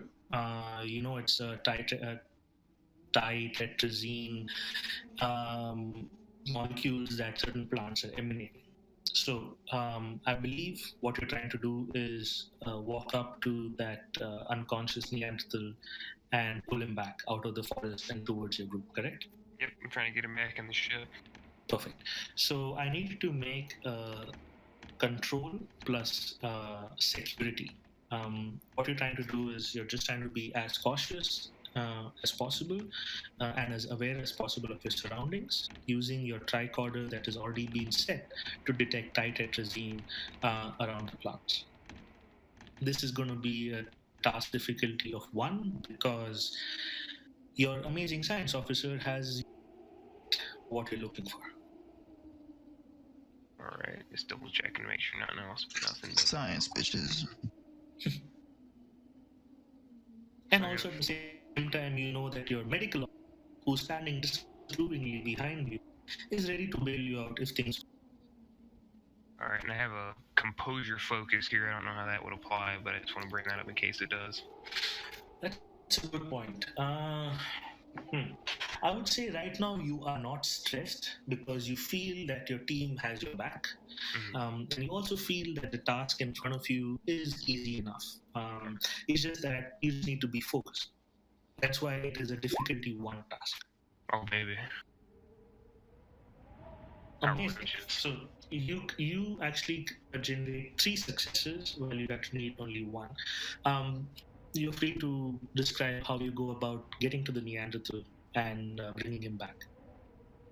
So Renan just sort of, he's got the tricorder up, and I'm not sure how it's letting me know if like there's a beeping noise or something every time that I'm getting close, and it's like, oh no, let's step away from that plant. It's sort of like taking his time, but also understanding there has to be some expediency with this because we got to get out of here. So the whole hurry up and wait, but hurry up and go slow type deal, and just sort of just sticking and jiving through, and get to him, pick him up, and if I'm able to carry him out, just try to get him out of here, because we need to get back on this ship and go. I think I don't want to risk everybody else chasing the other one out into the woods. We don't have time. So. So I would say for the you bring back, all of you are back now near the ship. You bring back the Neanderthal.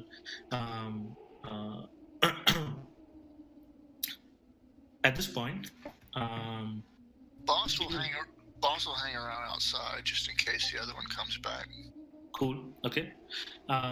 So who wants to take the lead on Alec or Amar? What'd you say? On what? So Renan was successfully the Neanderthal humanoid from the forest towards you, and he's now on the ground close by to the runabout. I would like to run out and point at Stalik, and I'd like to say, I'm worried that the ion storm has caused a catalytic RNA reaction in his DNA, but I don't know how to check for that. Can you get on there? And Stalik would have already been checking out this guy, and he just says affirmative into his comms. Do we have any restraints on board? Yeah, it's called Stalik.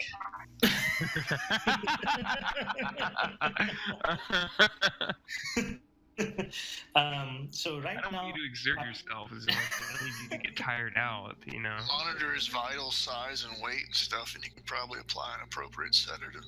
I don't want him to wake up because we're gonna take this guy back. I'm assuming, and I don't want him to wake up. So it's funny, boss says that. That's actually that's what I was gonna say. I was gonna see if we could, if it was role play, or if I actually had to have the items. But as Stalik, he says affirmative, and he's on top of the guy, and he pretty much checks for pulse, and then goes to his med kit, and that's what he's gonna do. As long as the guy's vitals are fine, he's gonna give him a sedative. Can you mind Mel? I cannot do that, sadly. Oh man, you could find out who it was. Telepathy and sort of maybe go into his head, but I don't know how that would work. Our minds are one. Show me how you became. I can see surface thoughts and emotions. I can't really.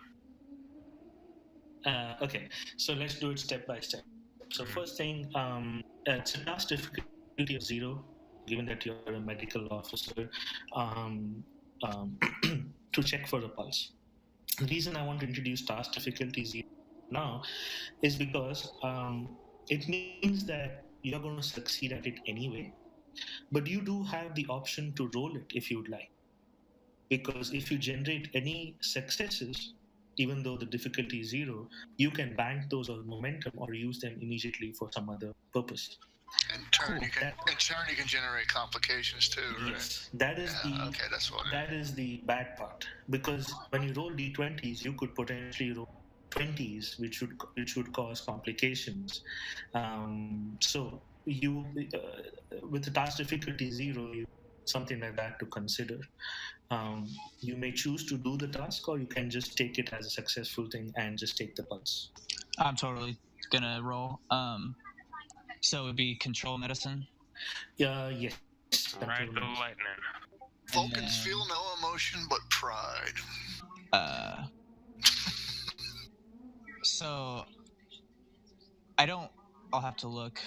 I can't remember. None would apply here, but just to remind you, Zypher, I do have that quick study and field medicine. Perfect. But I don't think it'll come into play here. I would say let's keep that for the next roll that's coming.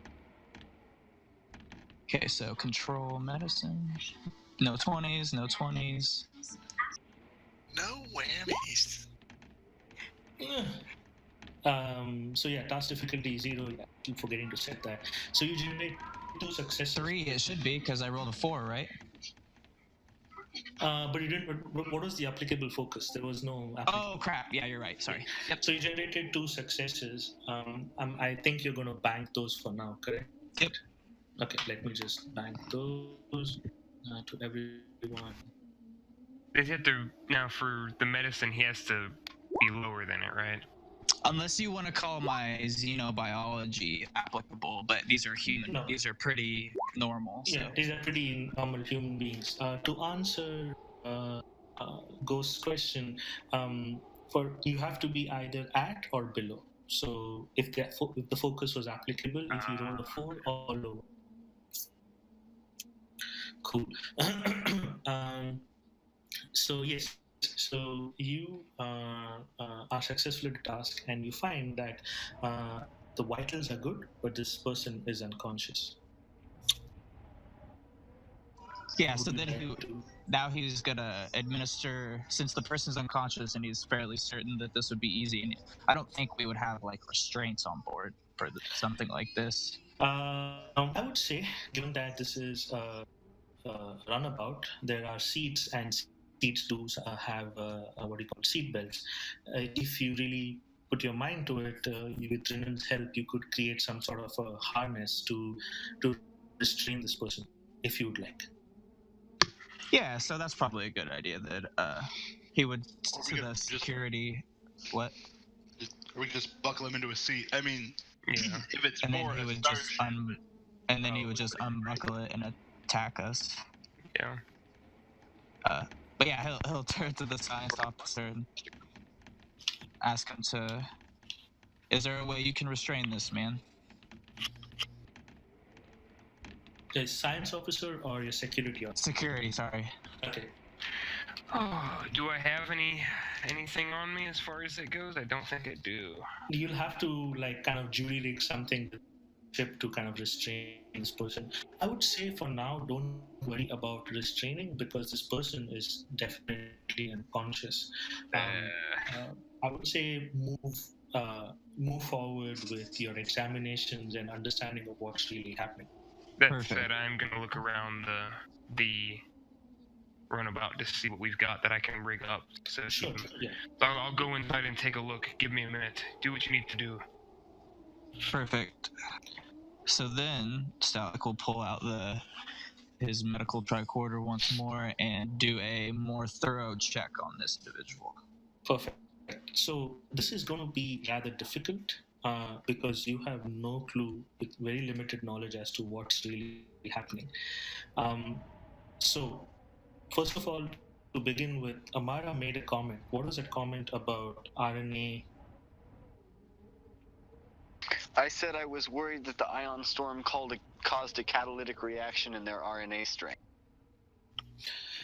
Cool. So that is currently a theory with no data to. I would say because of that theory proposed by Amara, you have some direction to try and start your examination of this Neanderthal. An impossible task has at this point been made possible. The task difficulty for this is 4, to detect what is up, what is wrong with this humanoid. Okay, and then at this point, would one of my talents come into play?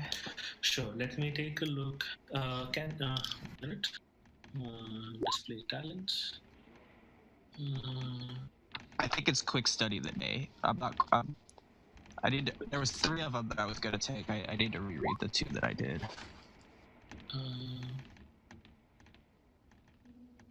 Hold on. So you have quick study and let me go to page 8. Yeah, field medic and quick study is what I did take.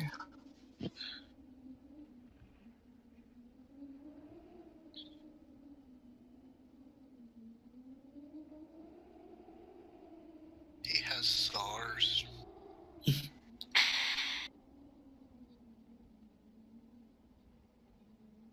He got swine flu from Hog. So quick study says when detecting a task that will involve an unfamiliar medical procedure or which is to treat an unfamiliar species, ignore any difficulty increase stemming from your unfamiliarity. Both of these talk about fixing something, Not diagnosing. not diagnosing. Perfect. Okay. So can I use 2 momentum? Right now in the momentum there is 5. If you click on your token, you see that there are 5. Yeah. You can choose to buy. So how this works is you spend 1 momentum to buy your first bonus die. You then spend 2 momentum to buy your second bonus die. And then you spend 3 momentum to buy your third bonus die. Right now you can have up to, or you can buy 2 additional dice given the fact that you have 5 in the pool. Can I buy 2 and raise the threat by 1 to get another? Sure. 1 minute. Task difficulty of, what did I say the task difficulty was? 4. If I'm not- 4. Yes. Okay. So let me just set that. Yes, you definitely may. So you buy 2. You buy 2 dice, spending 3 from the pool. 1 minute. Let me handle that. Can I assist somehow by monitoring radiation or some sort of technobab? Give me a moment.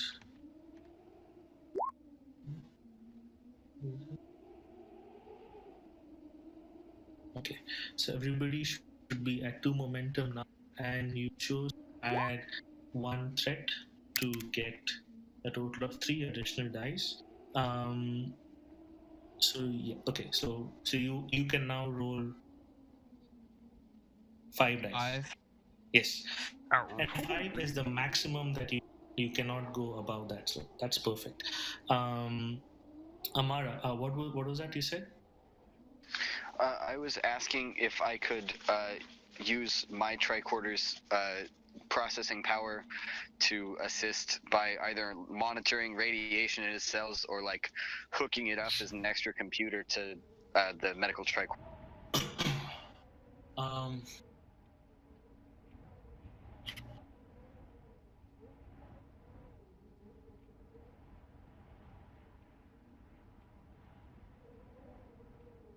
Sure. You can. So you would be rolling. Okay, so let's start with Stalek. Stalek would medicine for sure with your insight for this one. Let me make sure that's correct. Okay, that's super shitty, but okay. I'm trying. He was talking about No, Stalek. I was talking about Stalek, not for you.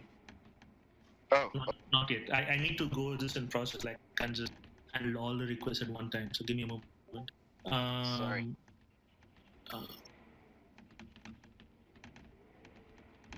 Yes. So Stalek, it's correct. Insight plus medicine in your case. And for Amara, in your case, it's going to be science.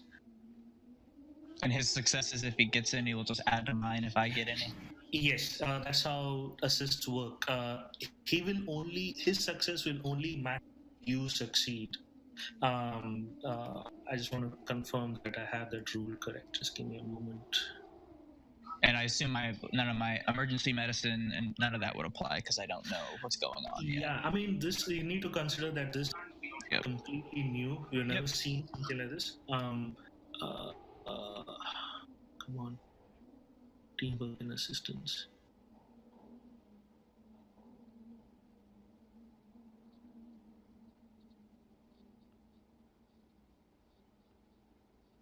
Yes.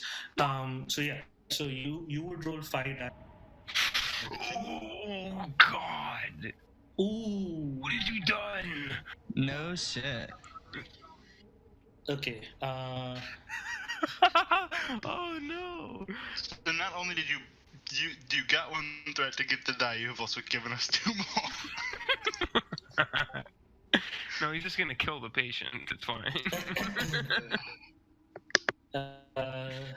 Okay. So Amara, at this point, given that has happened, I don't think your role is going to matter at this point. Sorry. Stalek. I'm gonna step back and say, "Oh shit, I killed him." He's awake. Boss is being on top of the game. Stalek, so as you have your tricorder out and you are really focusing on the tricorder output reading. And you also pay attention to the words Amara said about the RNA being radiated by the ion storm. Before you know it, you hear grunting and shrieking, and this humanoid creature wakes, and it's like starts screaming at you and stands up. If I'm able, I'm going to try to pinch it. Perfect. So, You and that pinch. so this is going to be a combat Spocker. between Stalek and the entity. It is happening really quickly before anybody else can react. Now, Go ahead. You rolled 2 complications. So the first complication, I used it to wake this guy and stand. I'm going to use the second complication for him to rest. Oh, I expected that. So he is going to try and hit you with an unarmed attack. You are both in close range, within reach of each other. So, and he flubs. This is perfect. This entity not realizing that weak state, it gets up. It's like it's all discombobulated within its head, and it immediately tries to kind of give you a roundhouse. Not a roundhouse. That's a kick. More like a uppercut to your chin while you're busy trying to diagnose what is wrong with it. Stalek, it is now your turn. How would you like to respond? Yeah, instinctively, Stalek dodges, and at the same moment just reaches his hand out for the Neanderthal's neck. Yay! Our first nerve pinch. Go ahead, And then, I won't.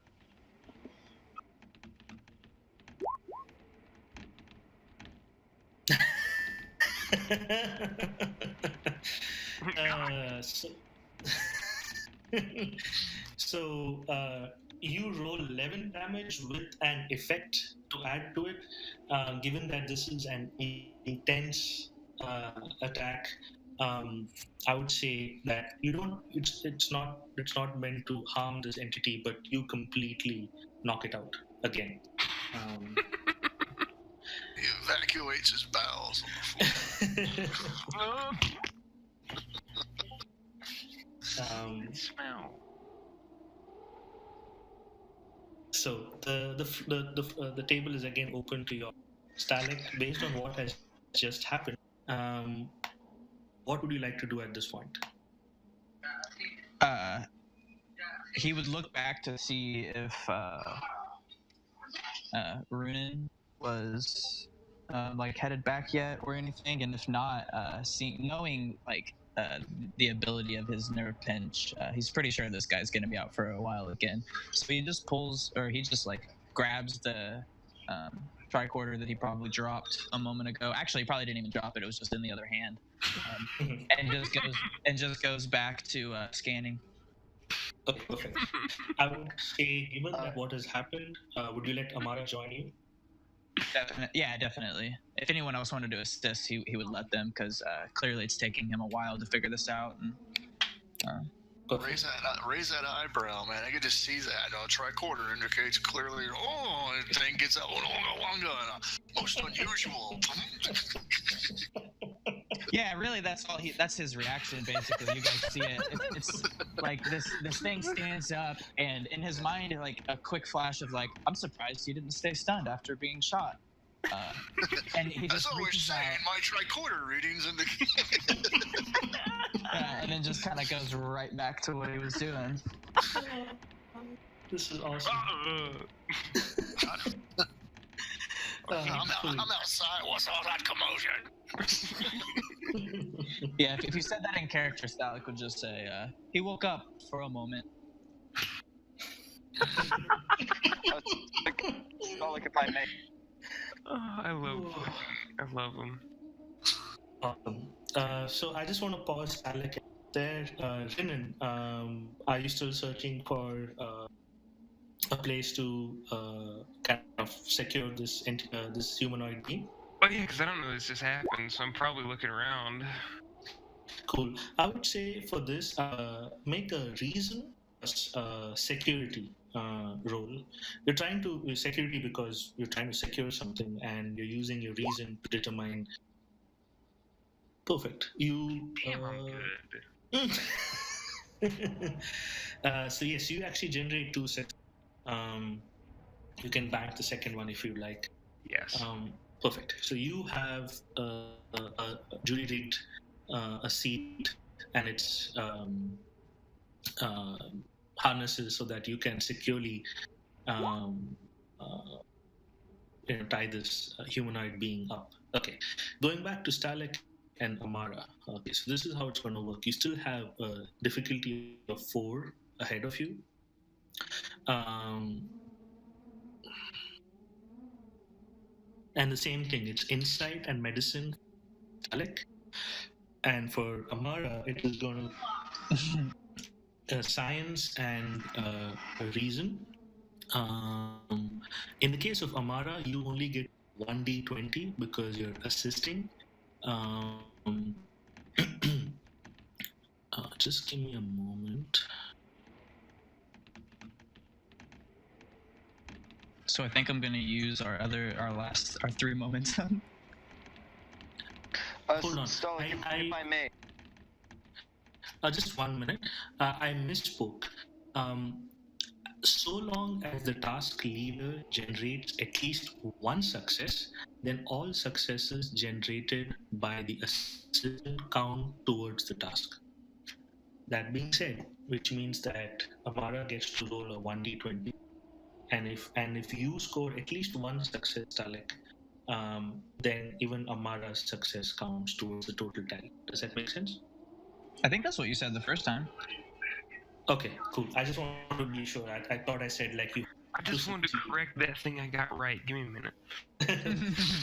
I mean, I could be wrong too, but I think the first time you said you didn't quite explain it to that much detail, but you said something similar at least.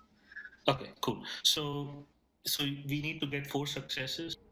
What's wrong with this person? You're going to get an assist from Amara that can at max generate 1 success. Hopefully, no complications.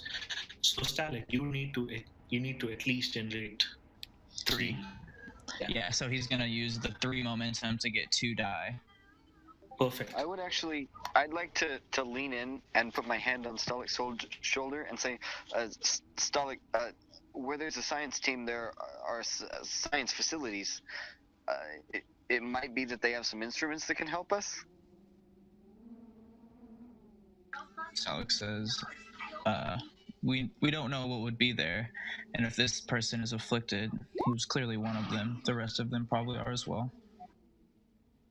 If we don't know what their illness is, we may not ever figure out how to fix them. That sounds logical. Yeah. Cool. So let me set this up. 1 minute. So you can roll 3 dice. 4. Sorry, 4. Hold on. And let me set your task to. I would buy another one with thread, but I feel like I've raised it enough already. I would say leave it alone for now because. Oh, I am. Yeah. 4 task difficulties. I'm just going to set the task difficulty 4. Perfect. So select roll insight plus medicine on your end.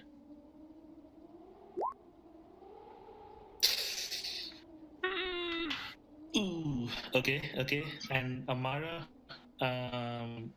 roll yours science plus reason. If even though they only roll 1, oh no, they can only get a max 1 success. Yeah, but this is a 1d20. Keep that in mind. But if they have a focus, can they still get 2 successes off of it? Yes, they do. They can get 2 successes. But I need to see what Amara's focuses are. Yeah.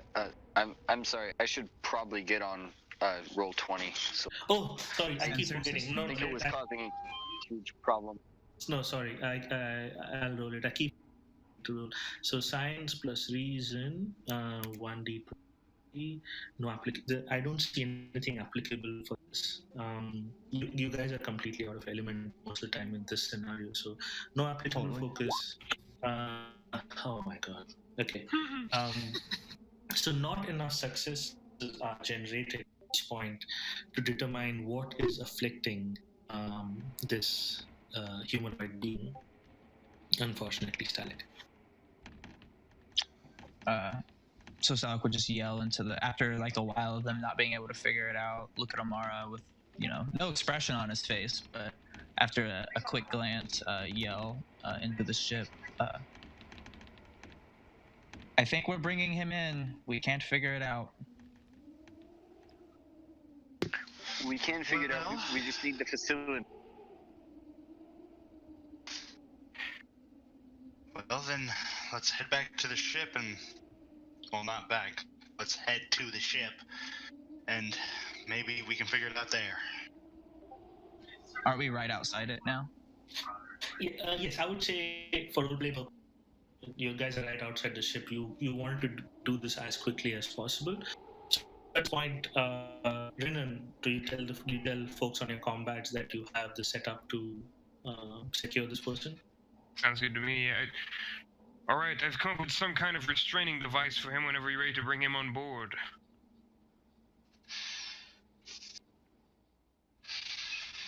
So Stalik would grab, head to one side of him, waiting for someone to grab the other. I'll give a hand, but I'll quickly snap back with, what about the other one? We're here to rescue the team. Stalik says, I can do it. Go ahead. Go. No, he was just gonna say, we've gotten one of them, and it seems as though they may be too far gone to save. I can do a scan of him, and if we can move the ship, then we could hover over him, in theory, and somebody could lower a hook. Hold on, I'm kind of confused. So you guys can definitely drag this being into the Yeah, we're just gonna carry him in. Yeah. So why don't we start with that first? I think you guys are trying to achieve too many things in the scene. So let's start with that if that's what you would like to do. Yeah, he's just like baling hay, man. And if someone will carry him by themselves, that's fine too.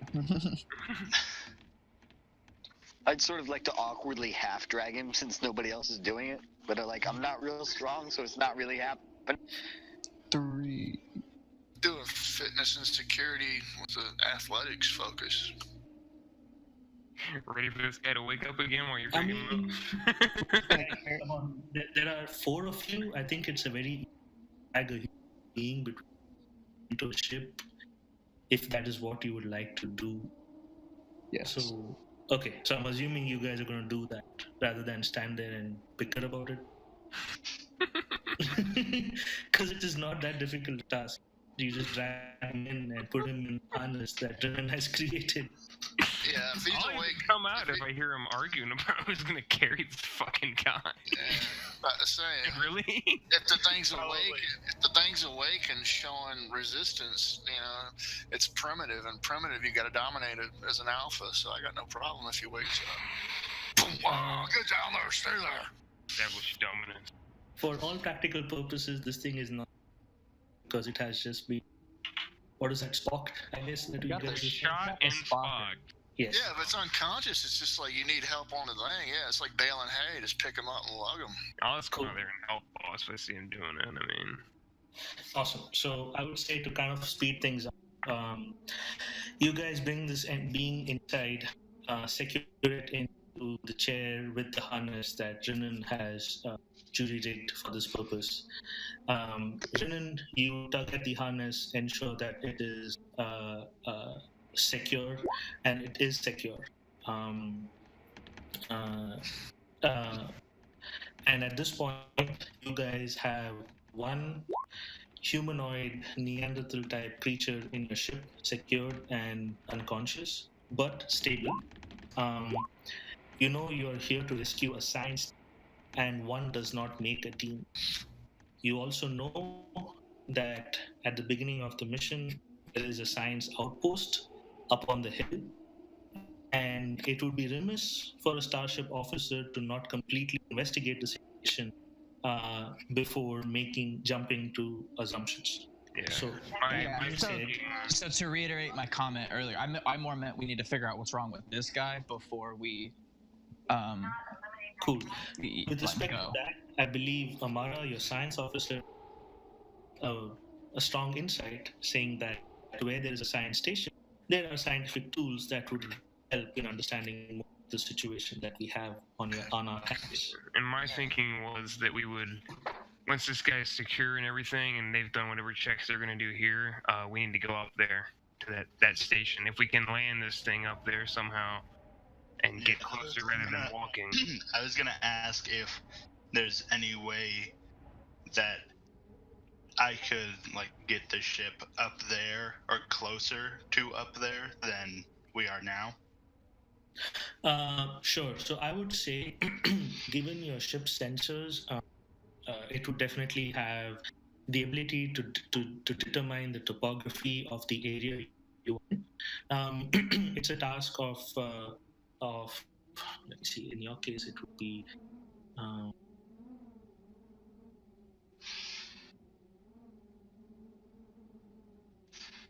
control plus con. As you manipulate your control panel to determine how the topographical map of this area looks like. Me, right? Yes, Salus. Yes.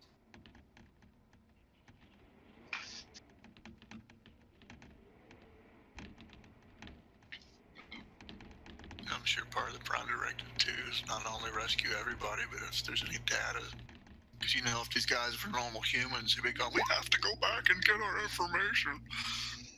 Perfect. So, Salus, you take a moment to look at the topographical map, and your judgment is that it is going to be extremely difficult to get this ship up there. The reason you landed in this place is that it was the easiest place to land given what's happening in the atmosphere right now. But going up with a roundabout to the science station on top of that hill, based on the topographical map, is extremely difficult. Actually, nearly impossible. So then Silas will turn to the rest of the team and sigh and go, well, looks like we gotta walk.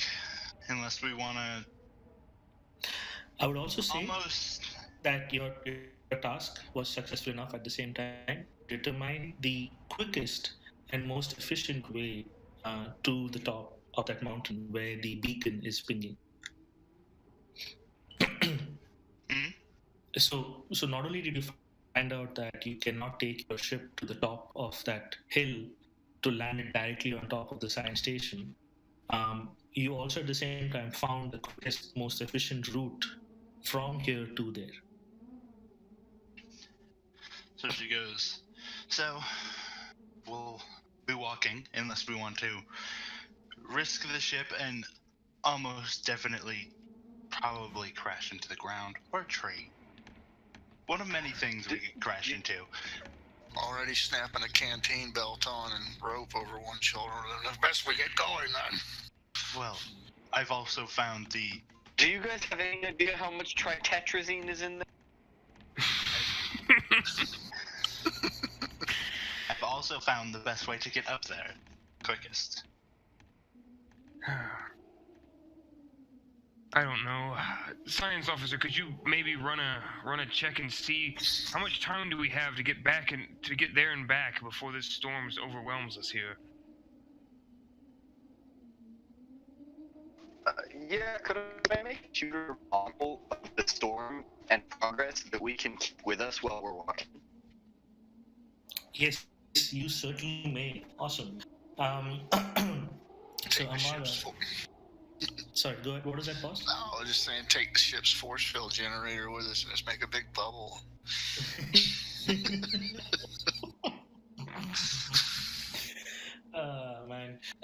So yeah, Amara, um, you definitely can program your tricorder to do exactly that. Basically, um, uh, you guys have spent enough time here that your sensor has data of the storm, and you can program a couple of subroutines to constantly keep track of the storm and even give you a current update. Um, Amara, you're free to roleplay that further based on what I said. Okay, well, I guess I'm gonna download the information onto the tricorder and my hologram emitter thing to like display it so we can look at it. And I'll say, okay, we don't have much time. I or we just grab a bunch of shit that might be useful for creating like scrap together gas masks and hand it to Hog. He seems to like things. Cool. So in this case, I'm looking at your forces called computer modeling, which is going to be apt for this scenario where you're trying to model the storm and determine its impact in the general vicinity. This is going to be a science plus reason task with the difficulty of 2, because you're trying to do something quickly in a time crunch. But your computer modeling focus will apply. At this moment, there are no bonuses, no momentum in the. Uh, but let's roll and see how things turn out, and then there are a few options. Yes, sounds good. You just rip scraps of paper for all that. Go to the replicator, water, purified. Make head wraps to put around your face and nose. Cool. So I'm going to roll your thing for science with the reason.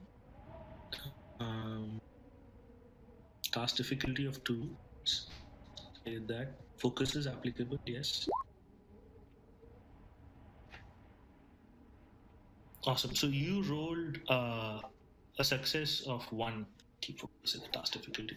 You rolled a success of 1, and the task difficulty was 2.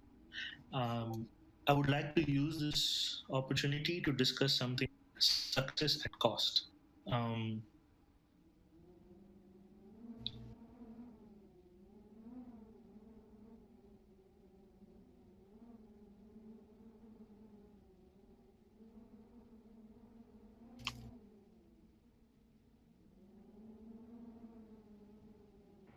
Perfect. So, so success at cost basically say your task was unsuccessful, was successful with the caveat that a complication was also solved. For purposes of roleplay and story, Amara, while you were busy programming your tricorder, programming in the subroutine to detect and model, not to detect, sorry, to model the storm and to determine its approach to this general vicinity. Given the time crunch, certain mistakes in the code were made and in your input were made. You succeed at cost. Your tricorder is now uh, uh, modeling the storm. However, right now your tricorder is only that. You will have to depend on the rest of the team and their tricorders to do any more detections moving forward. Your tricorder currently is all of its computing power and resources are spent on keeping an eye on the storm per se. Sounds good? Okay. Who wants to trade me tricorders sight unseen? Oh, no. Okay. All right. Let's just go. Cool. Shuffle out the door. Perfect. So Amara's tricorder is detecting, keeping an eye on the storm, and the tricorder is saying that you definitely have at least another, I would say, another 5 to 6 hours at current estimates before the storm comes in the general vicinity. Um, Salis, based on your mapping of the topographical region around it, you know that is more than enough time for a hardy bunch like you to go up there to the science station and figure out what's really happening and get back to the ship in time to take off. What are the exact, not exact, but rough measurement of the time that it would take for us to get from the ship to there? I would say in Earth time it would take about, and it's I would say it is a 4 or 5 mile-ish hike. Should take you about an hour to get up there. You can say, given that what lies ahead terrain is unknown, maybe you're slowed down by another hour. So at the max 2 hours to get up there. Worst case scenario, best case scenario, 1 hour. And on the way back, if you keep about say another 2 hours to get back down, because once you know how to get up there, you know. But keep an additional hour in case there are casualty. Not yeah, there are. Casualties would be casual. Yeah, there are casualties or folks who need additional help while getting back.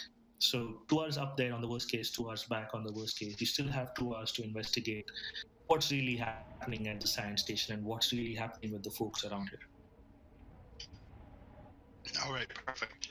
And Salas will relay that information to the group as everyone gets ready to go. Perfect.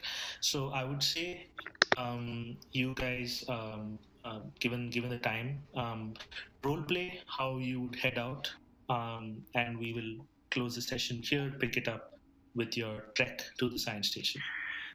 Well, I would probably bring everybody together and just try to help set expectations for it. Everybody's gonna try to keep a brisk pace because we're gonna try to get this done quickly so we don't get caught in the storm.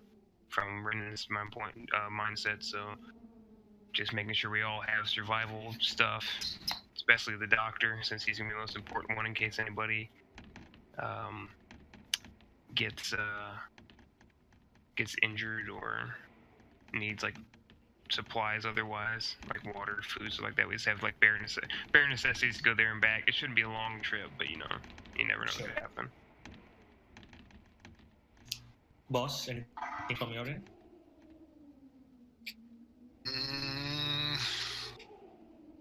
We got an idea of what to look out for as far as trekking goes. This is just a regular routine shuttle, so there's not much on it. Definitely would want to use the replicator to get water. Okay. Strongest alcohol substance the replicator does. I doubt it. I don't know if it'll give you alcohol on the shuttle. So I'm not thinking drinking wise. I'm thinking antiseptic wise. Antiseptic wise, you should be fine. Stalek has a top medkit, and he should be able to help in any of these first aid settings. Yeah, and you all would have seen Stalek checking his med kit, making sure everything is in there that he needs. Plenty of hypo spray. Water, but at the same time, I would say boss always feels he doesn't always trust science all the time. Alcohol is always good. Yeah, he's very hands-on. This world's not primitive, but he grew up out in the sticks, so he might have those grandmammy cure-alls in his mindset. Salas, anything from your end? She'll probably just do like one final, probably not routine, probably just like a really quick check over engines and stuff to make sure that when they get back there won't be any trouble, because when they get back they'll probably be on a time crunch to get out of here. Perfect. Is he able to hypo and sedate the primitive? I would say Stalek has caused enough with his nerve pinch that the primitive is not going to wake up anytime soon in the timeline that you guys are working on. Also, as a GM, I can tell you that Rinan's tasks were successful enough that his restraint of the individual is strong enough to keep that person restrained, because we do not have. Yeah, it's not going to be a problem. Yeah, I didn't want it to be a risk factor potential. So, Stalik, I have 2 questions for you from a relative. Yep. Any answer is fine. Sorry, not Stalik, sorry, Salis. First question is, do you download the route from from the ship's computer to your tricorder? Of course I do. Perfect. And do you set the ship in a sort of like a defensive mode before you guys leave the area? I mean, seeing as what we have dealt with, and seeing that I know that there's things out there which might come, and probably not try to steal the ship, but probably throw rocks at it. That could be very bad. Yes. I would advise, if anything, trying to activate a force field on the front cabin part. That way, if the thing did have ever, man, in my mind, if the thing got loose, it couldn't just rush up and start bashing the console. Perfect. So- Actually, let's do this. This would be a good time to do some zero difficulty tasks and generate some momentum on your hike up to this. I would say, for your idea, boss, you can roll an engineering plus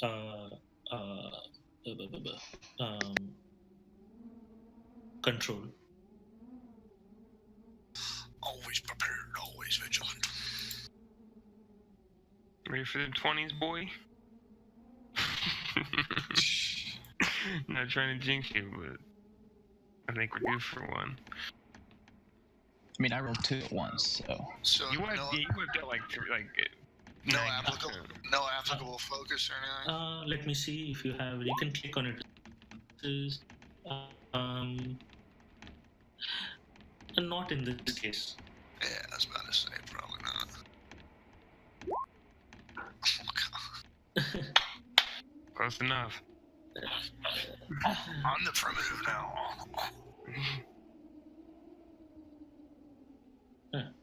Okay. So yes, you don't generate any any additional successes, and The lousy shuttle can't overtax the system. It's too busy trying to maintain a high, for the symmetric flux. awesome. That's exactly what is happening right now. The symmetric flux is causing issue and can't maintain Okay. itself.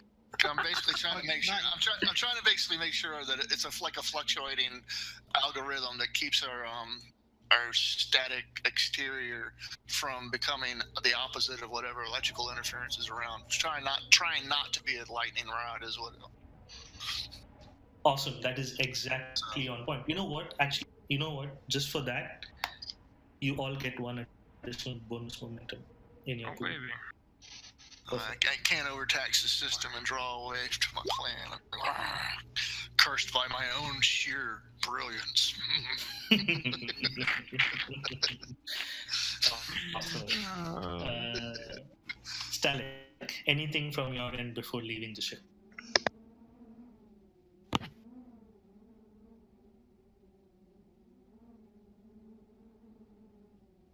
Swamp, you there? You might. Oh, sorry. I thought you said okay. Yeah. So, no, other than just checking his med kit,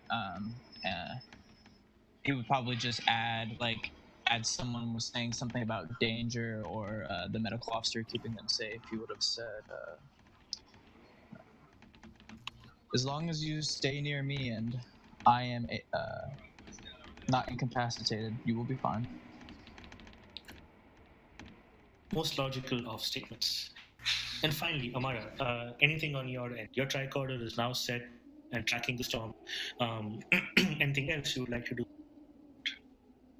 I would like to whenever we're leaving, I would like to walk behind the security officer, looking over his shoulder at his tricorder, and say, are you using that? You cut out at the last one. What is that again? Unless it goes for you. I'm following behind him, looking over his shoulder, and saying, are you using that? Oh yeah, I see what he's saying.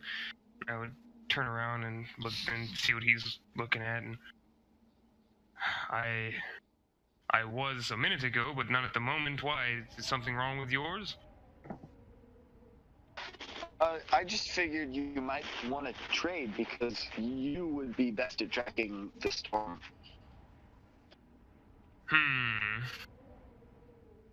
I want to read his surface level thoughts, because that sounds a bit inaccurate. He's the science officer here. Perfect. This is awesome. Let me do your so that I have an idea of what that power does. You're gonna read your two sets of thoughts, ain't you? Well, technically, I'm reading everybody's thoughts. Right? I can sense everybody's emotions around me right now, so I can sense he's probably tense. That must be really weird trying to do that to a trill. He's a Especially trill. It's Wait. horrific. He's a trill. He's 2 tenths. No, this is Amara. Amara's Bajoran. Bajoran, yes. Bajoran. I'm not touching. I'm not touching the trill if I can help it with this shit. This is bizarre. It's too much. This join trill, it's like, yeah, you can read all the emotions of all my ancestors ever. It's horrific. I imagine for a betazoid is to have to read a fucking trill's mind or anything like that would be horrible. Okay. So yes, you can read the surface thoughts the way I'm reading this. Only those resistant to telepathy, I think, can detect you doing that. If he's unwilling, he can also resist with an opposed. Sure. I have no idea what's going on, so I'm probably not resisting. Perfect. Yeah. That's awesome. Amara is pretty busy tracking the storm, and he's trying to get his hands on a second tricorder. So, what are your surface thoughts, Amara, that Ridden would read? My surface thoughts are that I feel really, really naked without a working tricorder. All right. So upon reading that, I would just smile and shake my head and grab my tricorder and just go ahead and pat him on the shoulder. And say, Officer, and is Amara his last name or first name? Out of curiosity. Amara is the family name, but it's the first name because he's Bajoran. Amara Zoet, but it's Lieutenant Amara. It's like Oda Nobunaga, right? Okay, Oda's the family name. He would go by Lieutenant Amara then. That's what he would go by. Ensign. You're all Ensign. Ensign, yes. Okay, Ensign Amara, and I would Ensign. shake my head, put my hand on his shoulder. Wishful thinking. Ensign Amara, and I would shake my head. Ensign Amara, you don't have to lie to me, all right? So I would go ahead and hand him the tricord. Just make sure I get it back. You do your thing. You're a saint. A saint. And I would nod and get back to. I'm assuming I'd be ahead since I'm trying to lead everybody forward here. Excellent. Give me